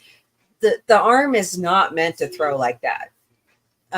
Either southpaw or right-handed. Well, they say underhand is actually the more natural, like the women, the fast pitch. The underhand throw is more natural. Yeah, exactly. They were also. Doesn't surprise me that these tears and these injuries are happening. Yeah. Well, and this was they were talking about also. I know formats like Nolan Ryan threw very much like classic overhand. A lot of these pitchers kind of come in at like not a sidearm, but like maybe like 45 degrees or something like that. That could have an impact on it. I think it's probably something to do with all of these. But. Hey, the good news is at least the A's are 4-7. They're only 2.5 games back. So hey, 6 at home, 3-1 on the road. So all right, that was all. We just got a quick recap of the. And we may come back to that or that part of Major League Baseball next week when we do not have to deal with college basketball on the front end. So now well, I'm still happy to see the Devils are sort of close. They're in it. There is only like 1 week left. Next time we show this, there'll still be some room, but that's basically in Bruins, Panthers, Leafs, Lightning, Rangers, and Hurricanes have all clinched. There's only 2 more spots up for grabs in it, but it is up for grabs. 1, 2, 3, 4, 5 teams within 2 points of each other. Of that currently, last one, did JT? Yeah, currently the Red Wings are sneaking into the playoffs right now. So well, Pittsburgh better not do it. Nope. Oh, they're gonna do it. And how does we do look in the West? Because that's the West is much more. It's pretty much done. Lots of teams have been eliminated. Given I don't think that these top 4 teams. And look, Vegas is going to be the lowest seed, and Vegas will still win it all. I hope not. I'm sick of it. I know, but still, you know how it's going to happen. But you've got the Stars, Avalanche, Jets, Canucks, and Oilers have all clinched. The Preds have been ridiculously hot. They are probably going to be stuck in the wild card. Look at how many teams in the West though are over 100 points already. Oh yeah, it's just amazing. This has been a much better. Now, it's the interesting thing about you get the East. They've still got some good teams, but this middle ground is pretty mid, so to speak, as the kids say. And to make it even more interesting, the Wings have 4 games left in the season. The next game is on Thursday night against the Penguins. Oh, so that's going to realistically knock one of them out. Probably, because that'll give them a tiebreaker on top of it. Yeah, and then after that, they play the Leafs, which won't be an easy game. And then they do a 1-1 with the Canadiens, which should be 2 wins if they're still in the hunt. They have the capability to win those. So, the East is interesting because outside of, these teams aren't great, but they were doing okay. The Blue Jackets were the only truly awful team, but they've also had a lot of teams that just don't, they've got a playoff team. Yeah, these guys have like a playoff spot open, and they don't want to. No one wants to claim it really. These guys, they have a much better top heavy. Like the Blues would be a playoff team in the East. At the same time, you also look at it. These 4 teams are pretty much objectively the 4 worst teams in the NHL right now. They're bottom. Oh, look at Chicago. Oh, I know everyone feels so bad. Well, don't say that. Jess out there looking somewhere. She'll come hunt you down. Buddy said though about the arm injuries, if you start pitching at an early age, the repeated motion actually changed upper arm and shoulder bone and soft tissue. It helps protect you as you get older, and converted pitchers get hurt a lot more as they do not have that change. So there's a lot of science and all that. Well, that's with baseball. That is where the playoff picture stands for now. We are going to go ahead and wrap it up tonight. A lot of we covered tonight. Thank you, Woopah, and all that great stuff. We will come back next week. We're repeating some of this. We will update with the UFL, take a little bit of look at the MLB standings, see where the NHL wildcard playoffs will stand, and then we will focus a little bit on this more on time on the discussion specifically of these stadium deals, the A's, and other stories that are out there, and really take and the Kansas City voter thing. We really want to be fair to those issues. Those issues demand almost a whole show themselves. So invite your friends, neighbors, and everybody else next week. Should be fun. With that, SciFi Mombie, Woopah, JT, any last thoughts? Nope.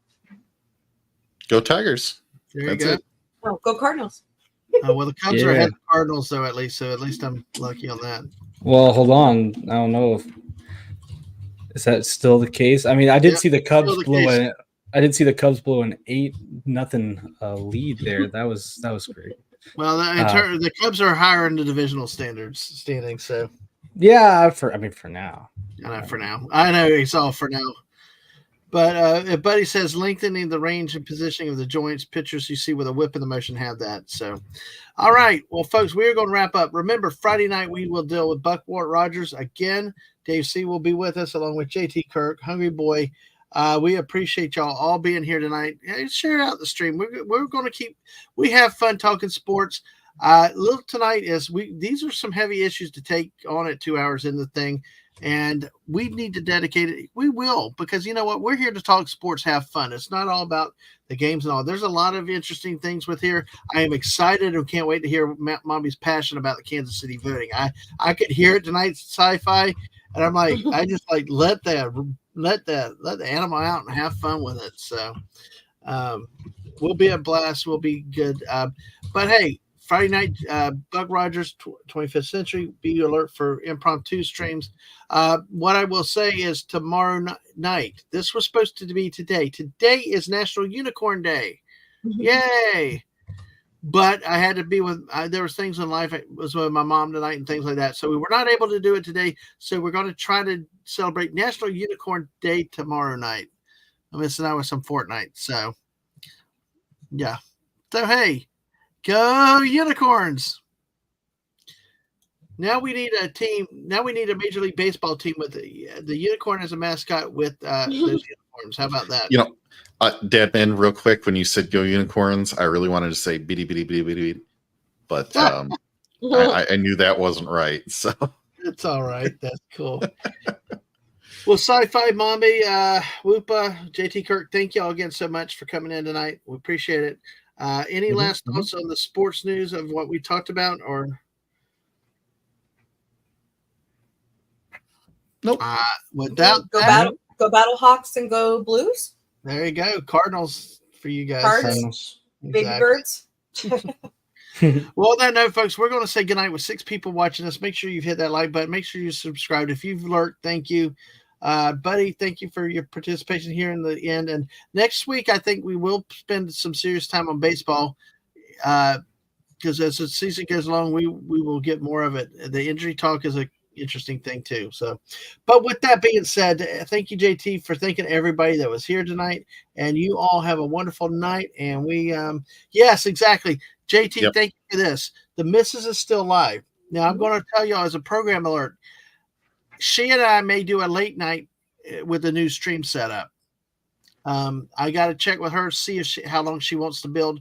But in the meantime, go over there, support her, go say hi while she's doing the build. If we decide to do it, well, there'll be a new stream link with the two of us. But if not, if she's tired, then she'll keep building there till she's done. But hey, JT, thank you for being on the spot with that. Also, if you are on Twitch, go check out Ang, who is still live now over there. I got the link here. Ang's 5th year as a streamer on Twitch. Congrats. That's Yes, great. exactly. Yeah, and Mrs. talked about it today. That we didn't even realize the kid was streaming until they came in and asked for the social security number. Like, why? And they were going to get monetized. So I was like, oh, and they already had like 500 people or something. I'm like, they had, it only takes 50 and other things, but no, kid did it. Up to 1,400 now. So anyway, folks, thank you for this time. JT, SciFi, Woopah, thank you again, and we will catch you next time. Bye all.